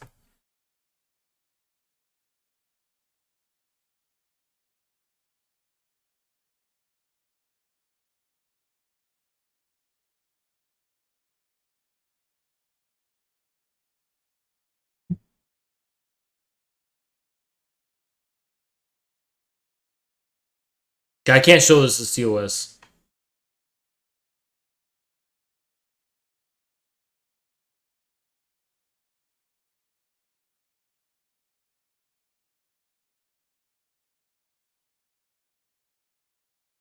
Yo, Dr. K. Yo, Dr. K, I got a question. Hold up. Can someone ask Dr. K? Because I have a question about the evolutionary advantage of something. Can y'all ask Dr. K about something? Ask him a message. Send him a message.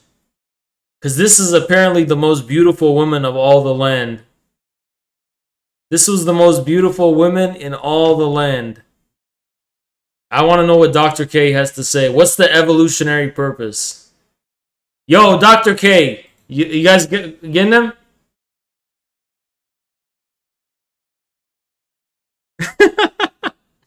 Yo, Dr. K. Hold on. Explain that. Yo, Dr. K, why? What's the evolutionary reason?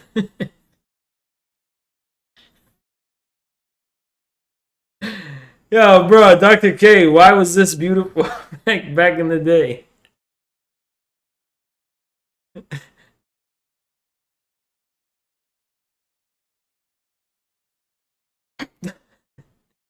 Yo, Dr. K, I thought you were saying the evolutionary purpose. Why did we adapt to like this? I ain't never watched any porn that has this. I've never watched porn that has this.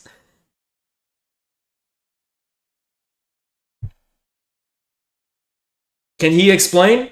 He knows everything, and he can explain it. Right?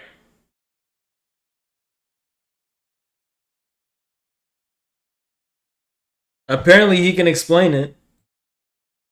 Let's see.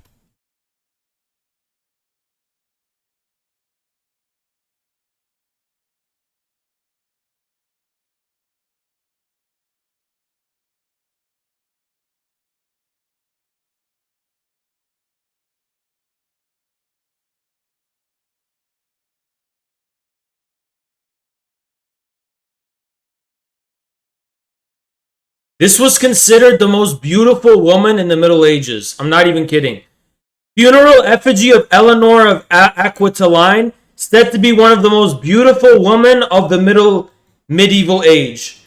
Eleanor of Aquitaine was the most beautiful woman of the Middle Age. And let's see what she looked like. This is what she looked like. Ready? This is how they depicted her at the time, her beauty. Y'all ready, Dr. K?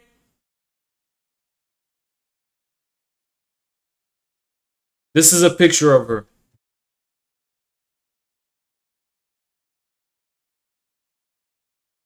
And this is her funeral thing. This was the most beautiful woman of the Middle Ages. And this is what she looked like. This was her funeral face. They liked the long face and the small lips. And that's so Dr. K, apparently the long face and the small lips. How come I like a small face and big lips? That's what I like. I like big lips and a small face because I have big lips and I need her to have big lips too. Can Dr. K explain that? Because you know he's a fraud. Dr. K is a fraud. He doesn't know what he's talking about.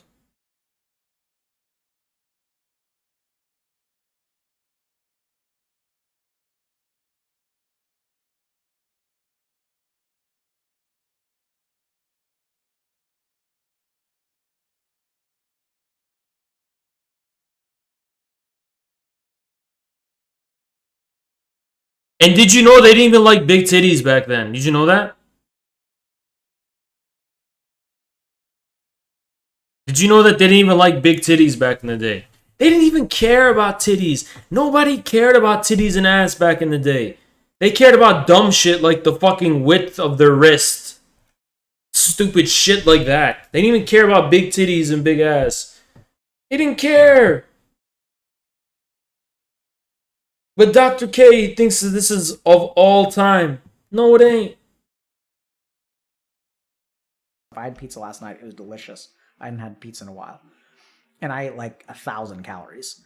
And like so we have entire industries that have adapted to meet this need. And then what happens is like the industry is just sort of like, we're just making the pizza. Like we're not, you know, people can choose to eat it or not eat it. It's like, we're just making pizza. Right? Yeah, they didn't even know what to do with titties back in the day. They didn't even know what to do with them. And so there's like personal freedom arguments and all that kind of stuff. But I think industries are adapting to fit the existing architecture of our brains. And I think this is essentially this is the most stupid shit I've ever heard. Happening with the internet, dopamine, and like sexuality. And this guy went to Harvard. So, you know, the last big revolution that was predatory on the way that our brains and bodies have evolved may have been like the food industry. And now what we've got is this whole cognitive, like technology. Like dumb fucks are in his chat and they're like smiling along and they're like, oh wow, doctor. Fuck, I clicked. Fuck this mouse.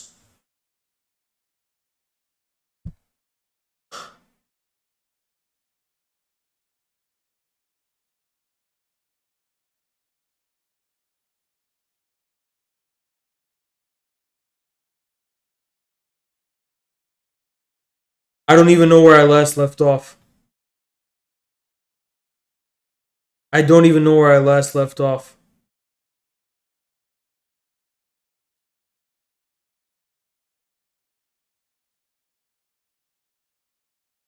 Because I have a gaming mouse that has fucking side buttons that just automatically fucking change. Control Shift T? What does that do?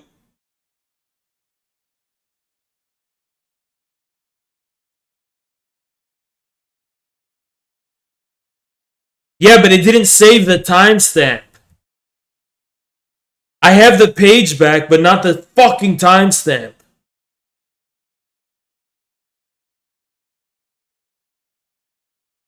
Sugary. And so there's like personal freedom arguments and all that kind of stuff. But I think industries are adapting to fit the existing architecture of are trying to be predatory. Some of them are a game that's more fun than anything I've ever played before. And so both of those things will end up with arguably like things that will be predatory on our circuitry. And so I think we're seeing this in sexuality as well. This is the most fucking stupid thing I've ever heard. Well, where like content, people are sort of figuring out, like, you know, Instagram is a good example, right? So like everyone is like editing Instagram photos. And I saw that there was recently legislation in Norway where you have to like let people know that your Instagram is edited. And so like what everyone is doing is they're like gravitating towards like these people aren't really sure, they're not neuroscientists, but if I'm an Instagram model, I'm gonna figure out from a Darwinian sense, right? I'm gonna try this post and it's not gonna work. I'm gonna try this post, it is gonna work. Oh, what did I do there? Oh, I was wearing something skimpier. Okay, now I'm gonna try skimpy, but this is too skimpy, and now people think that I'm kind of like, hoish. So like people didn't like that as much. So I need to be like just hoish enough, right?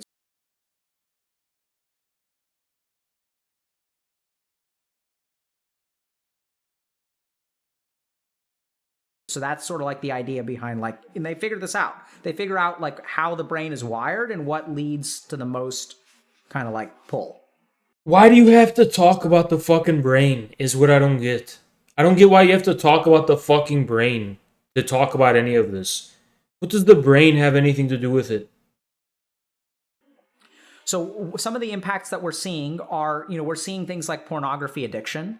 So we're seeing that, for example, the more likely you are to get addicted to pornography, depends on how early you were exposed to pornography and also the intensity of the pornography that you were exposed to. So we are seeing real psychiatric consequences. We're also seeing, as this person suggests, some confusion around intimacy and expectations.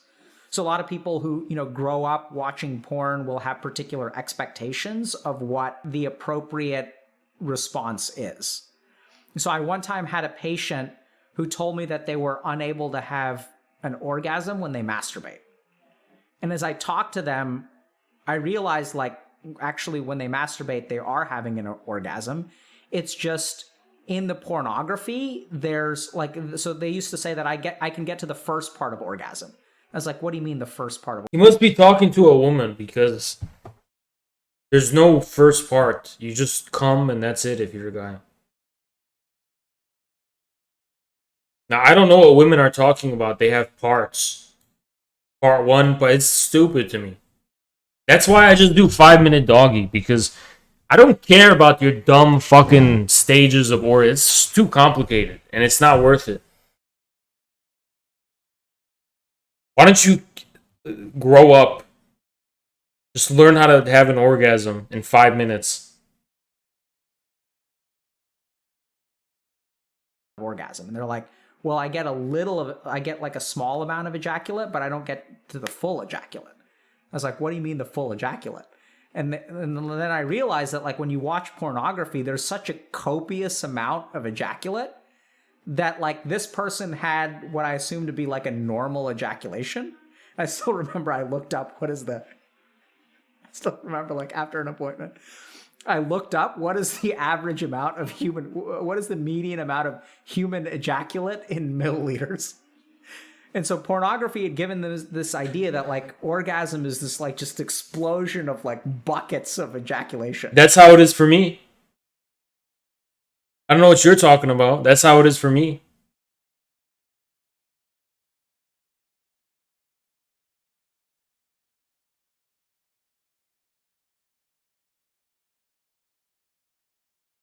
That's how it is for me.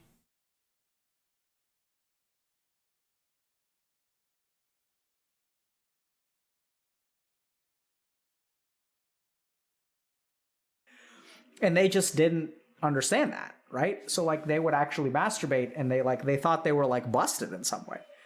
So the impacts of pornography, is there pornography addiction? Absolutely. Is it affecting with intimacy? I think so. And then there are all these other unexpected outcomes that we're not going to know, right? You can't predict that if people watch a lot of pornography, teenagers are going to get confused about when they have an orgasm. That's not you just can't make that prediction, but it's an effect. I have very powerful ejaculate.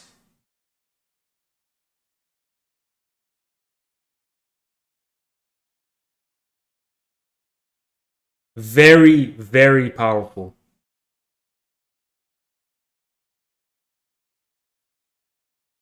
Explain, Dr. K. And so, what effect is it having? The short answer is we sort of don't know. So we're certainly seeing some of these things death grip syndrome and some of these other things where our brain is wiring to expect a certain kind of stimulus. And then it takes some time for us to rewire to regular stimuli. And so, there are a couple of things like this, but the short answer is like, is it affecting us? I just shaved my shit the other day. I trimmed it. It literally feels like I'm wielding a sword. A thick, just fucking wielding a sword. A lightsaber. And when it fucking ejaculates, it goes up like a lightsaber. And it's a red lightsaber, by the way. Honestly, after I shave my shit and I ejaculate, I sit in silence for 10 minutes, feeling so much pity for all the women who are missing out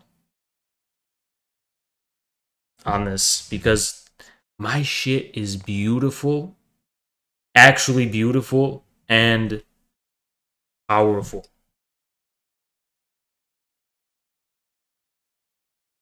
That's all I can say. That's all I can say. When I have a bush, it's okay, right? Because it's whatever. When I trim my shit, holy fuck. It's a damn shame. Absolutely. And the reason that No, I'm not having trouble. They're having trouble because, wow. And I honestly think I should keep abstaining because I feel like women would get addicted, I feel like they would get addicted to my shit and it would drive them crazy. So I think I should just abstain, I'm not like you guys where they can forget the day after because it's not that eventful, right? that we don't know is because pornography and sexually explicit and implicit material is evolving so quickly that we can't even study it. Like, we can't study it fast. What a loser! This dude's like, man, the big booty bitches are so abound that he can't even study it. He don't even have time to study it. What a loser. He wants to study it? Why? What do you mean study it? Well, come on, hold on there. We don't have time to study all this. You're not supposed to. You're not supposed to. You ever given a woman a vaginal orgasm, as in not a clitoral one? I don't know if they're faking it, Gaga, so I don't even know if women do have orgasms. I just don't know if they do have orgasms. I'm still not convinced. Like, them being hysterical and doing their fucking exorcism shit is just not... I don't know if I believe that. Like, I'm a simple man. When I have an orgasm, I shoot ejaculate. And y'all just told me when she squirts, it's pee. So that makes me even more suspicious. I feel like when women orgasm, they're just being exaggerating.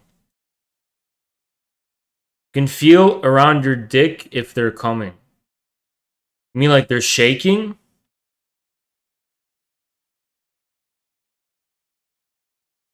Yeah, I don't know about that though. I feel like the shaking is like the squeeze. What do you mean the squeeze? They get wet? I know, but it's like it gets tighter. Is that only during an orgasm though?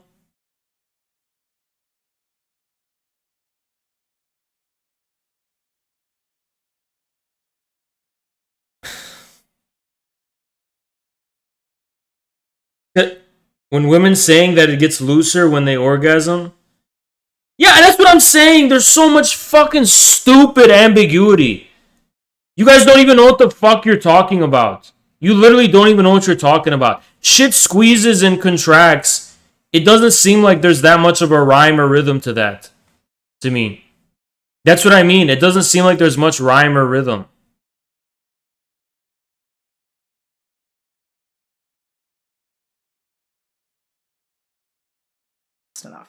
So if you think about, you know, 5 I love how there's dudes always in my chat who act like they're experts on the female vagina when women don't even know what the fuck is going on with their vagina. Shut the fuck up, bitch, you fucking nerd. years ago, like OnlyFans didn't exist. But at least I don't think It gets tighter when you come. It's like, okay, but every time they get tight, are they coming? Because I doubt that. That's what I'm trying to say. The only thing I've ever heard that makes a little bit of sense to me is the shaking part. But I don't know. I don't know. Yeah, one woman says looser, other says tighten, but for sure nothing shoots out, so how can you be sure? Exactly! That's what I'm saying! That's why I remain skeptical. I feel like y'all... What if women don't have orgasms? What if they're just trying to copy us?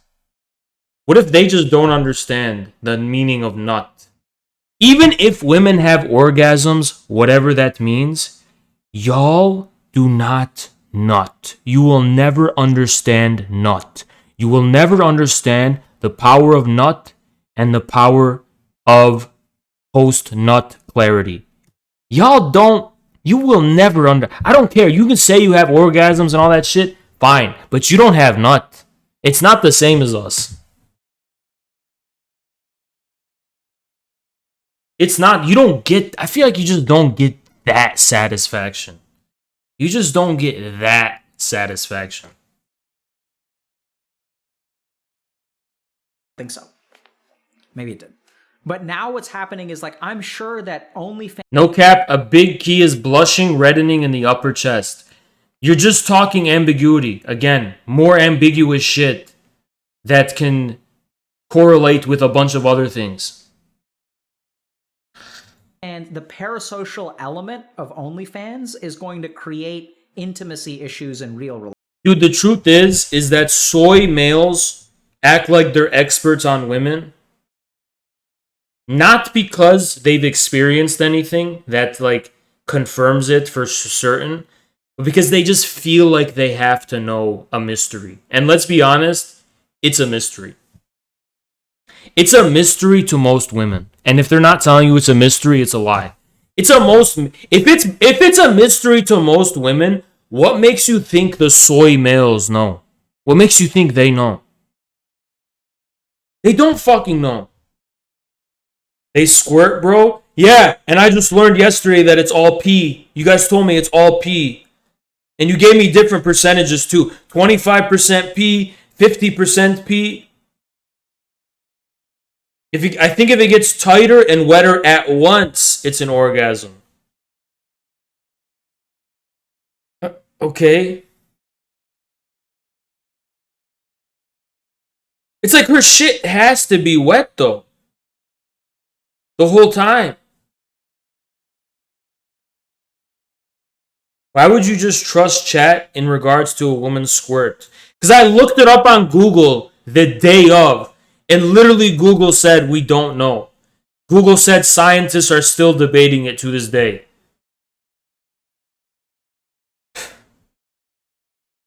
Relationships. Because I've had dry orgasms. Okay. And y'all see why I prefer 5-minute doggy? You see why 5-minute doggy is the way to go? Y'all see why? You see now, right? Why 5-minute doggy is the way to go?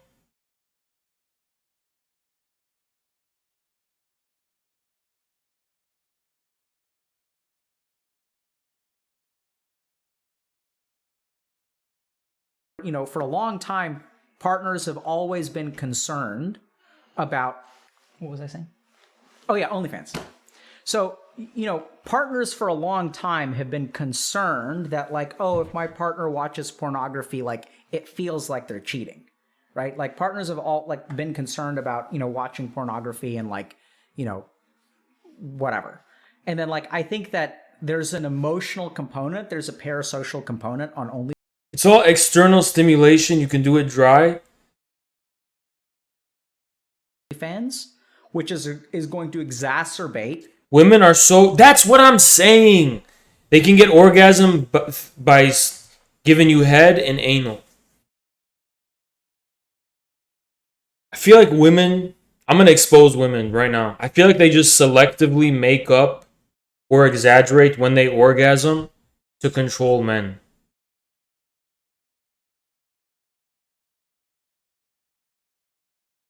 If you do what they want, they'll say they cummed the day. Let's say they're happy with something you did and you fuck. They're going to say, "Oh yeah, I had an I cummed." But let's say you pissed them off that day. They say, "Oh, you didn't make me cum." Literal control mechanisms. And then they break up and tell their friends they never came at all. The whole time. Y'all are so deceived. Y'all are so deceived. It's not even funny. Y'all are so deceived, it's not even funny.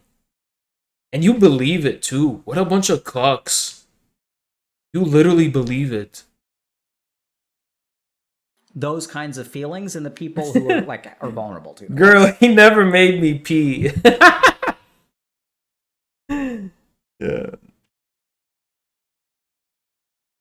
So like it's completely possible that, you know, they're majority of the population or maybe the minority. I have no idea. Look, the deceitfulness and mystery of the vaginal complex is eternal.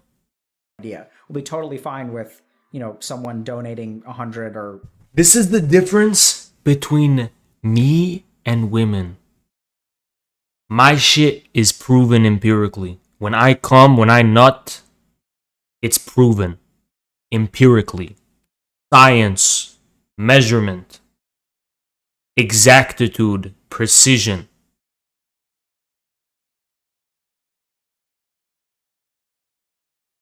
Or purchasing, I guess, you know, $100 or $1,000 of content. This is when men. This is men describing nut. Ready? Simple as that. This is a guy describing nut. Ready? I jack my shit off, and then the white stuff splooges out. That's all you gotta say. Now this is women how describing orgasms. Ready?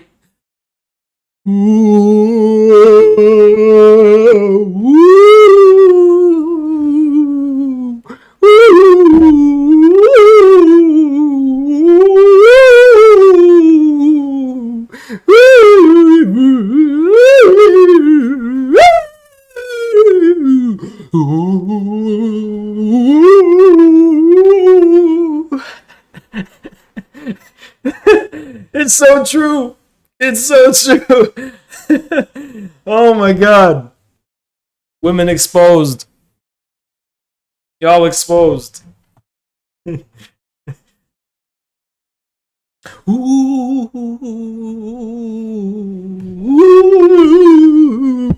It's all a bluff. How about I just say it's a bluff? How about I just say it's a bluff? They're bluffing. Content a month on OnlyFans. Like some partners may be like comfortable with that, right? Because polyamory is also growing, like open relationships are growing. Like everything's changing, so that could be fine. But at the same time, I think that like the reason that OnlyFans is successful is because I just feel like you can call it something. Maybe you can call it your ecstasy. You can call it an ecstatic experience. But I feel like when you call it an orgasm or you call it nut, that's male appropriation. That's female appropriation of male realities. And it's very sexist. As a man, I'm very offended. I feel like y'all are just appropriation of a male experience you will never have, which is just simple nut. pornography has evolved. Because think about it. Think about this. Think about this. This is the final. I'm going to go to court to disprove the female orgasm. Let me explain it.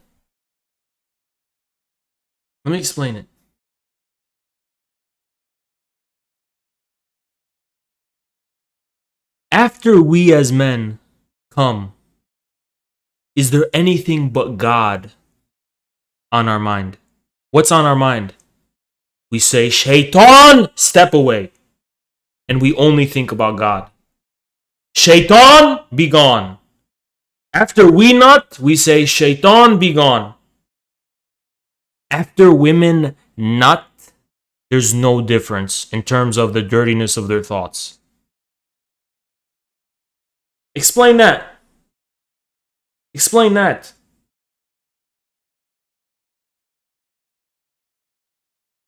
We feel shame, they feel nothing.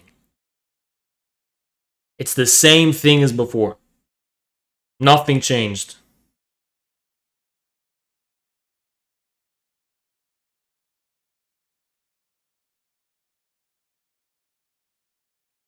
And what people have figured out is that, like, there's an element to pornography that's purely physical, and it started off with a magazine, right? There's like This dude, my girlfriend is so stupid. Bruh, this is not a... You literally come in here talking shit about your own girlfriend. Yo. Dude.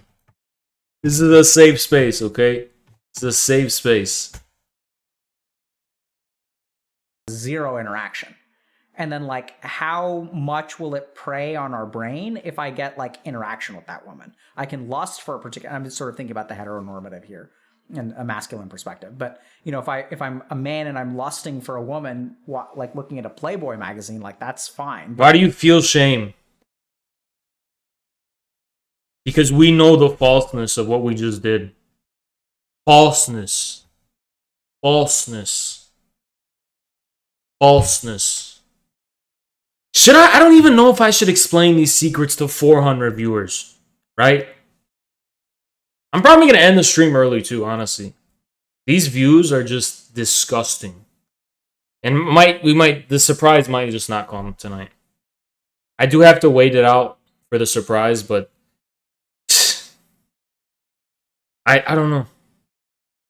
That's bitch shit. Bro, but what do you want me to do? What do you want me to do? Okay, if it dips too low, I'm just literally ending it. I'm literally going to end it. If it dips too low, I'm ending it. Simple as that. Because this is peak content, but I feel like I'm wasting it. You know? The reason we feel shame, you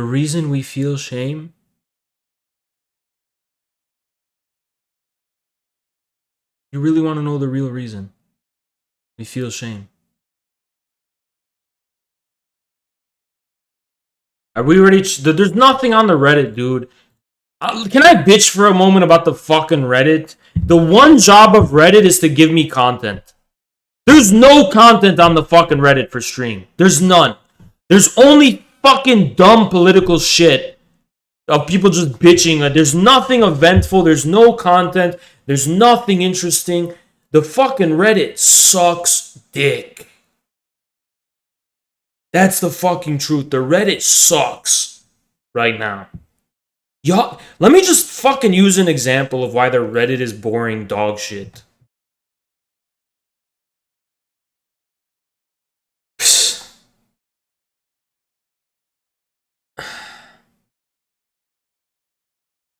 Anyone else see this? Russia makes its first blockbuster about Syria. Okay.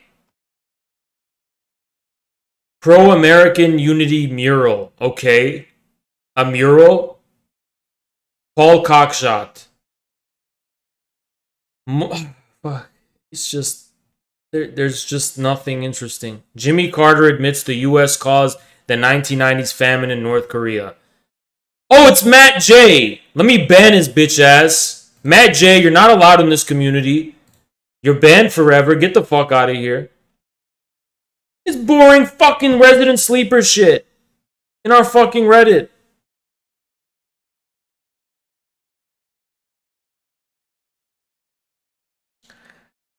It's just shit that I'm not meant to cover, you know? It's just shit that I'm not meant to cover.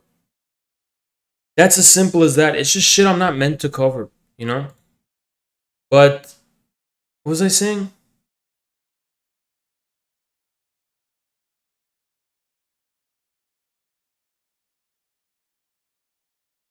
Because they're into gross shit and are grossed? No, that's not why. You know why? Because men are special. No, here's why. Here's the fucking reason. No, it's not why. The reason is that women just don't understand male sexuality. You don't understand what it feels like to be a guy turned on. And you know how I know this? Women who transition and take a bunch of TRT, they literally can't control. They literally go out in public and get turned on by fucking elbows, by women's elbows. They don't, because they're getting all these feelings they don't even know how to deal with. They're like, holy shit. Y'all just do not understand us, okay? And when we come, it's kind of like we're getting that out of our system and we're becoming kind of like you.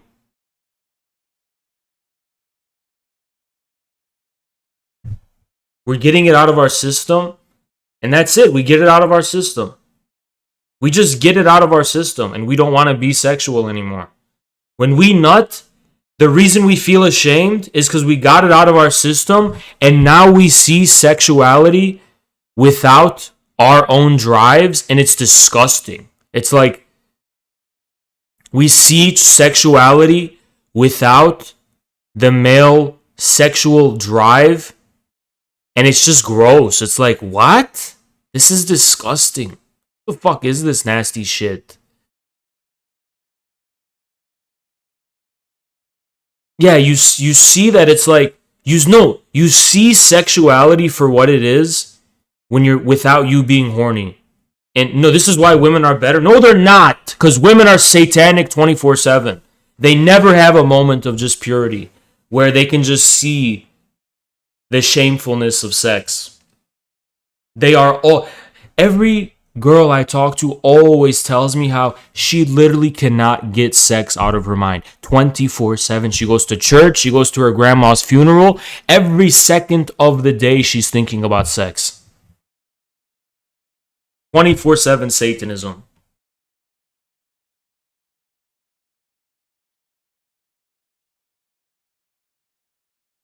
"24/7. And men are angels in comparison.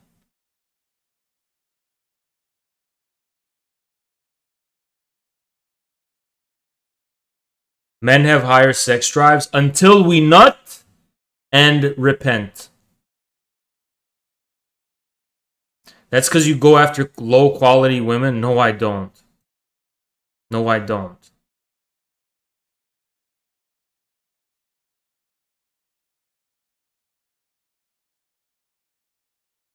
But then suddenly, like, I'm able to interact with the woman. I'm able to get the woman's attention. Like, I'm able to, like, have more contact with her.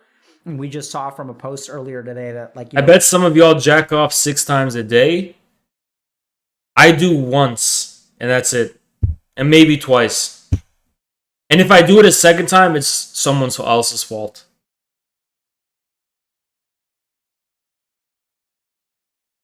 Oh my god. people can get addicted to Twitch and stuff because of these parasocial interactions. So there's like what. How can you say men are horny all the time and say women are the problem? Because we stop being horny when we get the poison out of our system. When do women get the poison out of their system? Never. What effect is it having? Honestly, as a scientist, the right answer is I don't know, and no one does.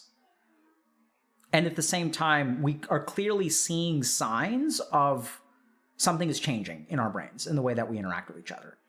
Now, Would you feel better or worse if you jacked off for like a reward or something? No.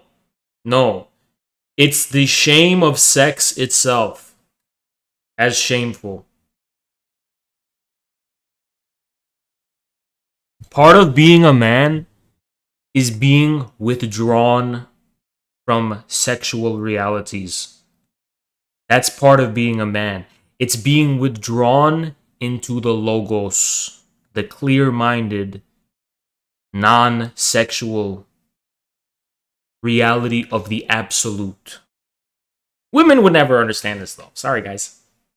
I'm not going to be quite as doomsday as many people will. Everyone's like, oh my god, the world is coming to the end. Like OnlyFans will be the death of all relationships. And I'm sure. What makes sex shameful? Dude, do you know what sex means? You know what it means for something to be sexed? It means for something to be split.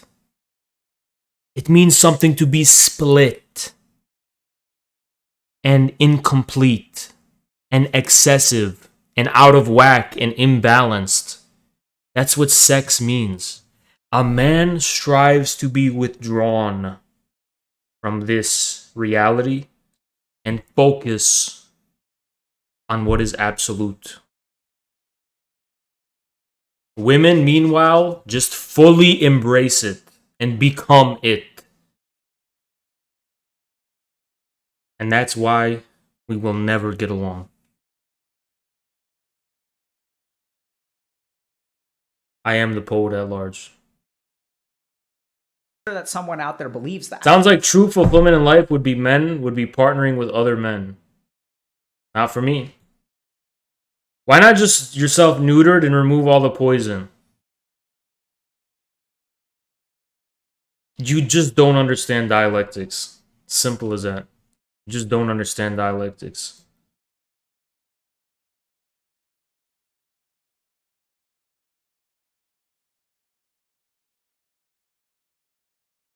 But I also think that the reason we stream on Twitch is because we can sort of fight fire with fire, right? So like people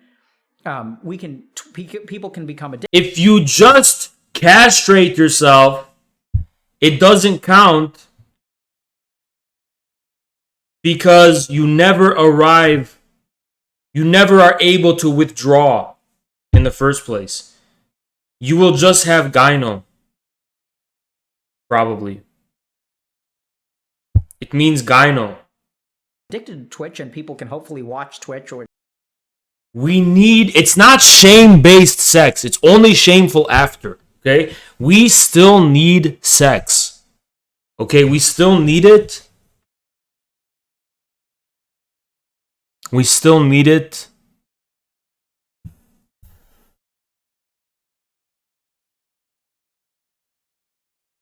To conquer. We need sex to conquer sex. If we can't conquer sex, we have nothing to live for.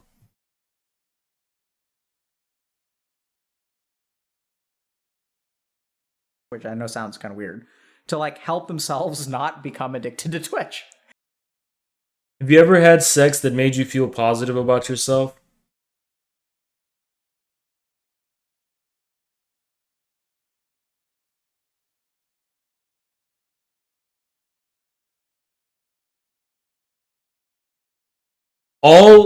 Every time you nut, the only thing that happens is you see the truth of the deception, the spell that was cast upon you. And now you see the truth. She's like, oh, what's wrong? You know, guys, this is I'll explain post-nut clarity to women right now. Since you guys don't understand, I'll explain it to you. So imagine, we guys, it's like we're sleeping with a fucking mermaid. The most beautiful mermaid. Right? And then, when we're done, she transforms into a hag raven from Skyrim. She transforms into this. After we nut, this is what she looks like. After we nut, this is what all women look like. She goes, what's wrong? Honey? Didn't you have such a good time? You were having such a good time. You were having such a good time. Let's cuddle. What's wrong? What's wrong? You were having such a good time. We're together now, finally, just as you wanted. You wanted me so bad, now you have me. That's exactly how it feels like.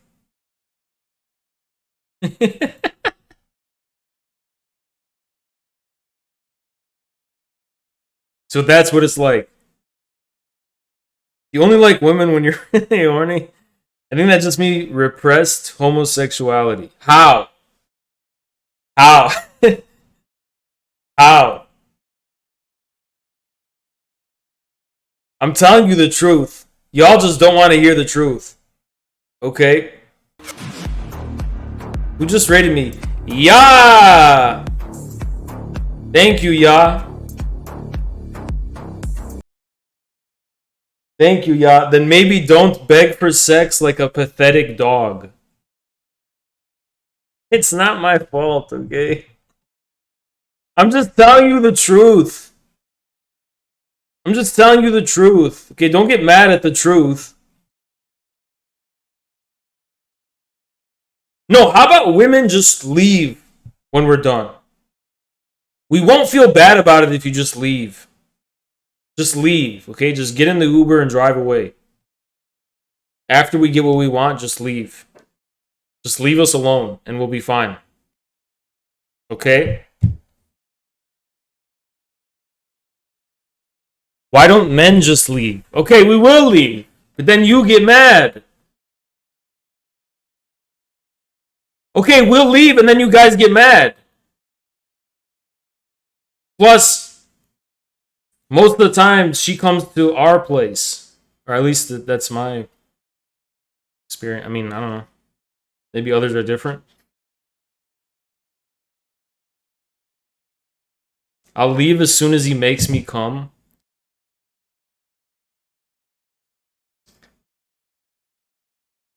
They probably don't want to leave because they didn't actually finish.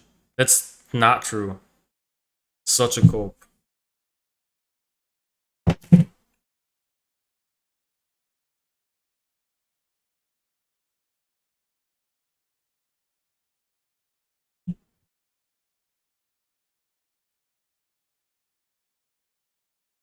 Okay, this is all women need to understand is that men before and after nut entirely different views of them. This sounds brutal. This sounds brutal. I'm just telling you the truth. We have an entirely different view of you before and after we nut. You don't want to hear this shit, but I'm telling you this shit. And I don't know why I'm telling you this. I shouldn't even be telling you to you. Should I? Do you even deserve me to tell this to you? You don't.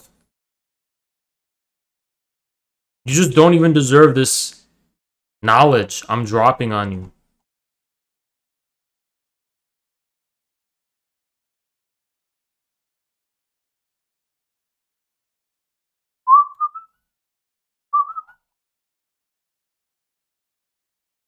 Most of the time, he nuts multiple times. If he can't go back to back, he's a pussy. I can see that. Sometimes. Sometimes. It depends. If he's used to you, then going back to back is just no. That's not going to happen. But if it's a first time thing, then yeah, I get that. I definitely understand that. If a guy's with you the first time, then it's easy to go back to back because it's like you're done, but you still feel like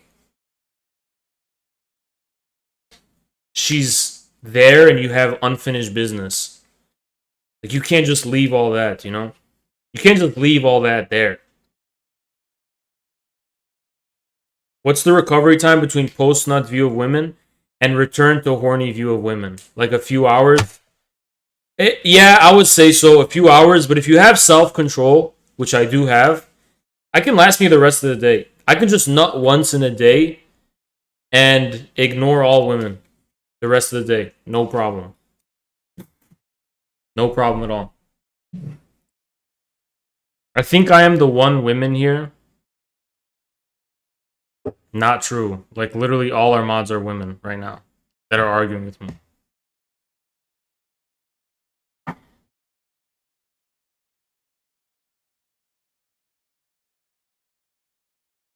Once you hit 40, it takes 3 weeks in between. Not true. 3 weeks. So the ideal is a woman having sex, then the guy leaving, and the woman hanging out with another horny guy so that man doesn't have to see the women while not horny. Why do women always have to be hanging out with a guy, is the question. That's the fucking truth, isn't it? You guys always need attention. Us guys don't.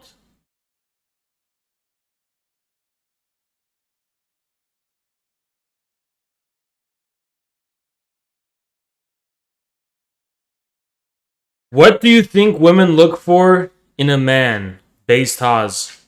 Literally just manliness. It's as simple as that. Just be a man. That's what they look for. Manliness. The quality of manliness. What do I do after my future husband orgasms? How can I be there for him? Serious question. You can't. You can't be there for him. I'm gonna say some shit that's gonna be very brutal. He does not need you anymore. At least for a few hours. At least a few hours.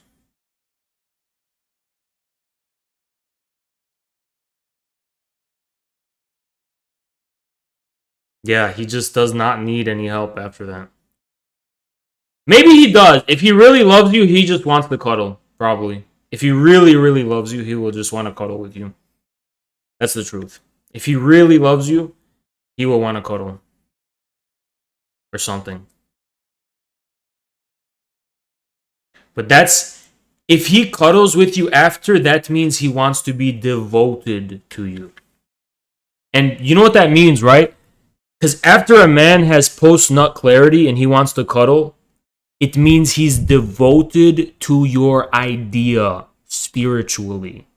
He is devoted to you, which means he will go to war with you and fight for you. But guess what? 0.0000001% of women are worth that. There's only literally one woman who could do that for me. Everyone else, I'm not cuddling afterwards. Hell no.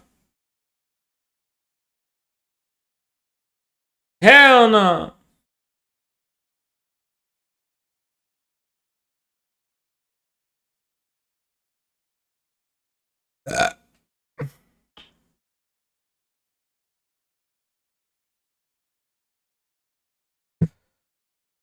What do you consider manly qualities based Haas?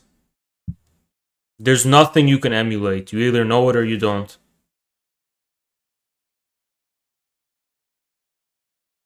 This is the manly quality. Ready? You have to be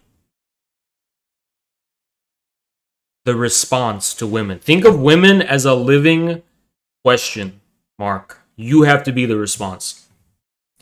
No, think of women as an argument. Women are a living argument. You just have to be the response to that argument. You have to be the living response to that argument.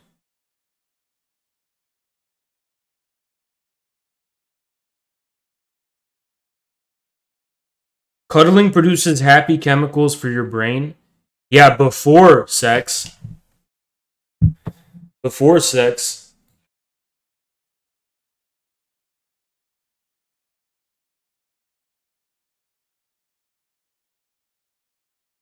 Not after.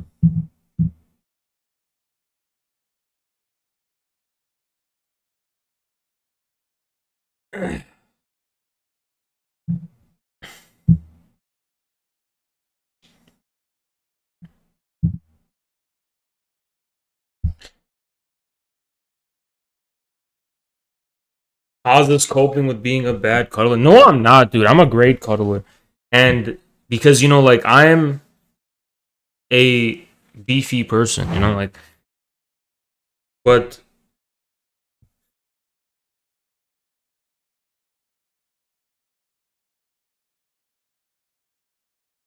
you don't win anything in an argument with women. Yes, you do. Just not verbally. You don't win verbally, but you win metaphysically.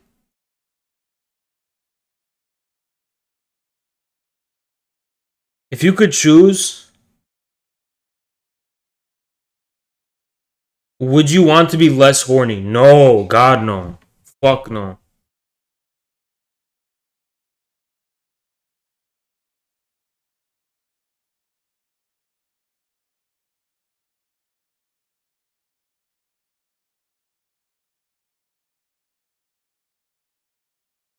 No.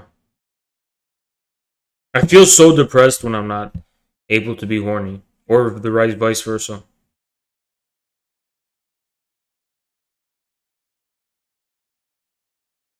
Do you or have you taken steroids? No, I haven't. Ever. What do you think female sexuality is like? I think I can only speculate, but I feel like female sexuality is it's more like being something. You just like be it. You like I feel like female sexuality is like it's your entire body and you fully just delve into all of it with your whole fiber of your being. And you just melt into it. That's what I feel like it's like. You just melt into it.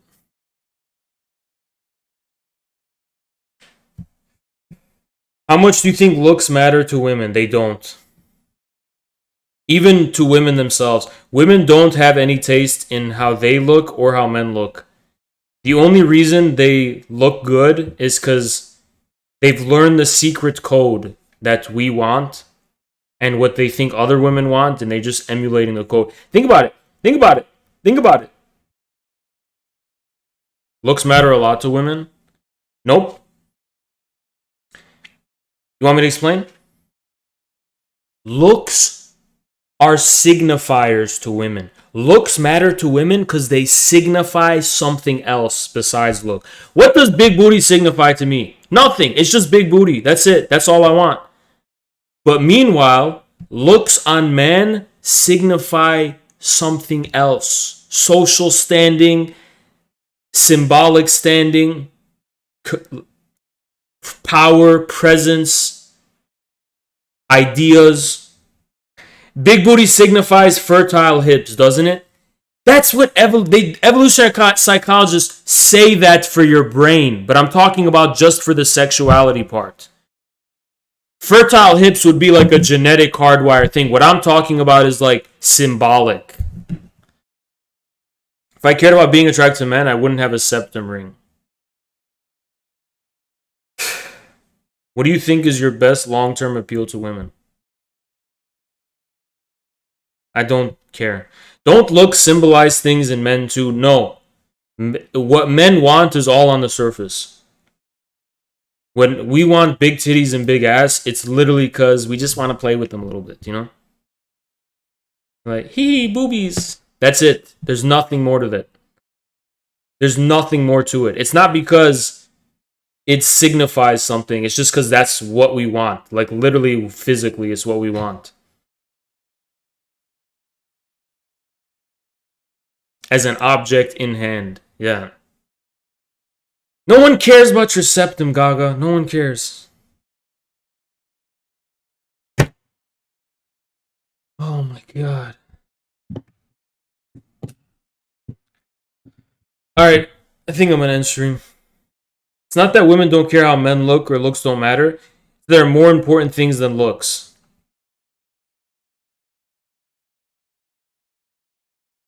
Yeah, but it's just not direct. This proves you're forced. I didn't say you only dress for men. I said you dress for men and for what you think other women like.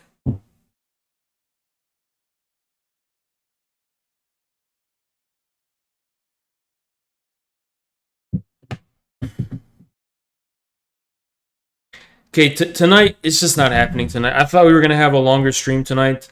Hopefully we'll have a longer one tomorrow. We're going to do it earlier. But yeah, the surprise isn't happening because there was no response.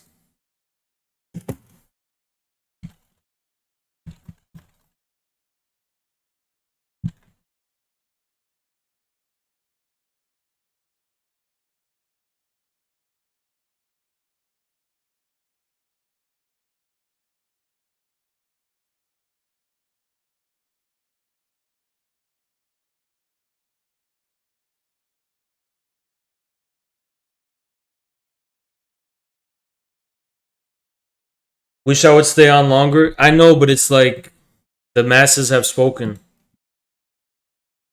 The masses have spoken, you know? Tonight is just not it, apparently. Today is just not it, apparently. Apparently. Like, look at this. We're only rating Jackson with 270 viewers. Chump change. Chump change. Looks are usually a choice. Yeah, it's like I said, it's because it signifies something else. Join Zerka. Jackson needs it more, dude. He needs it more. Oh man. Bye.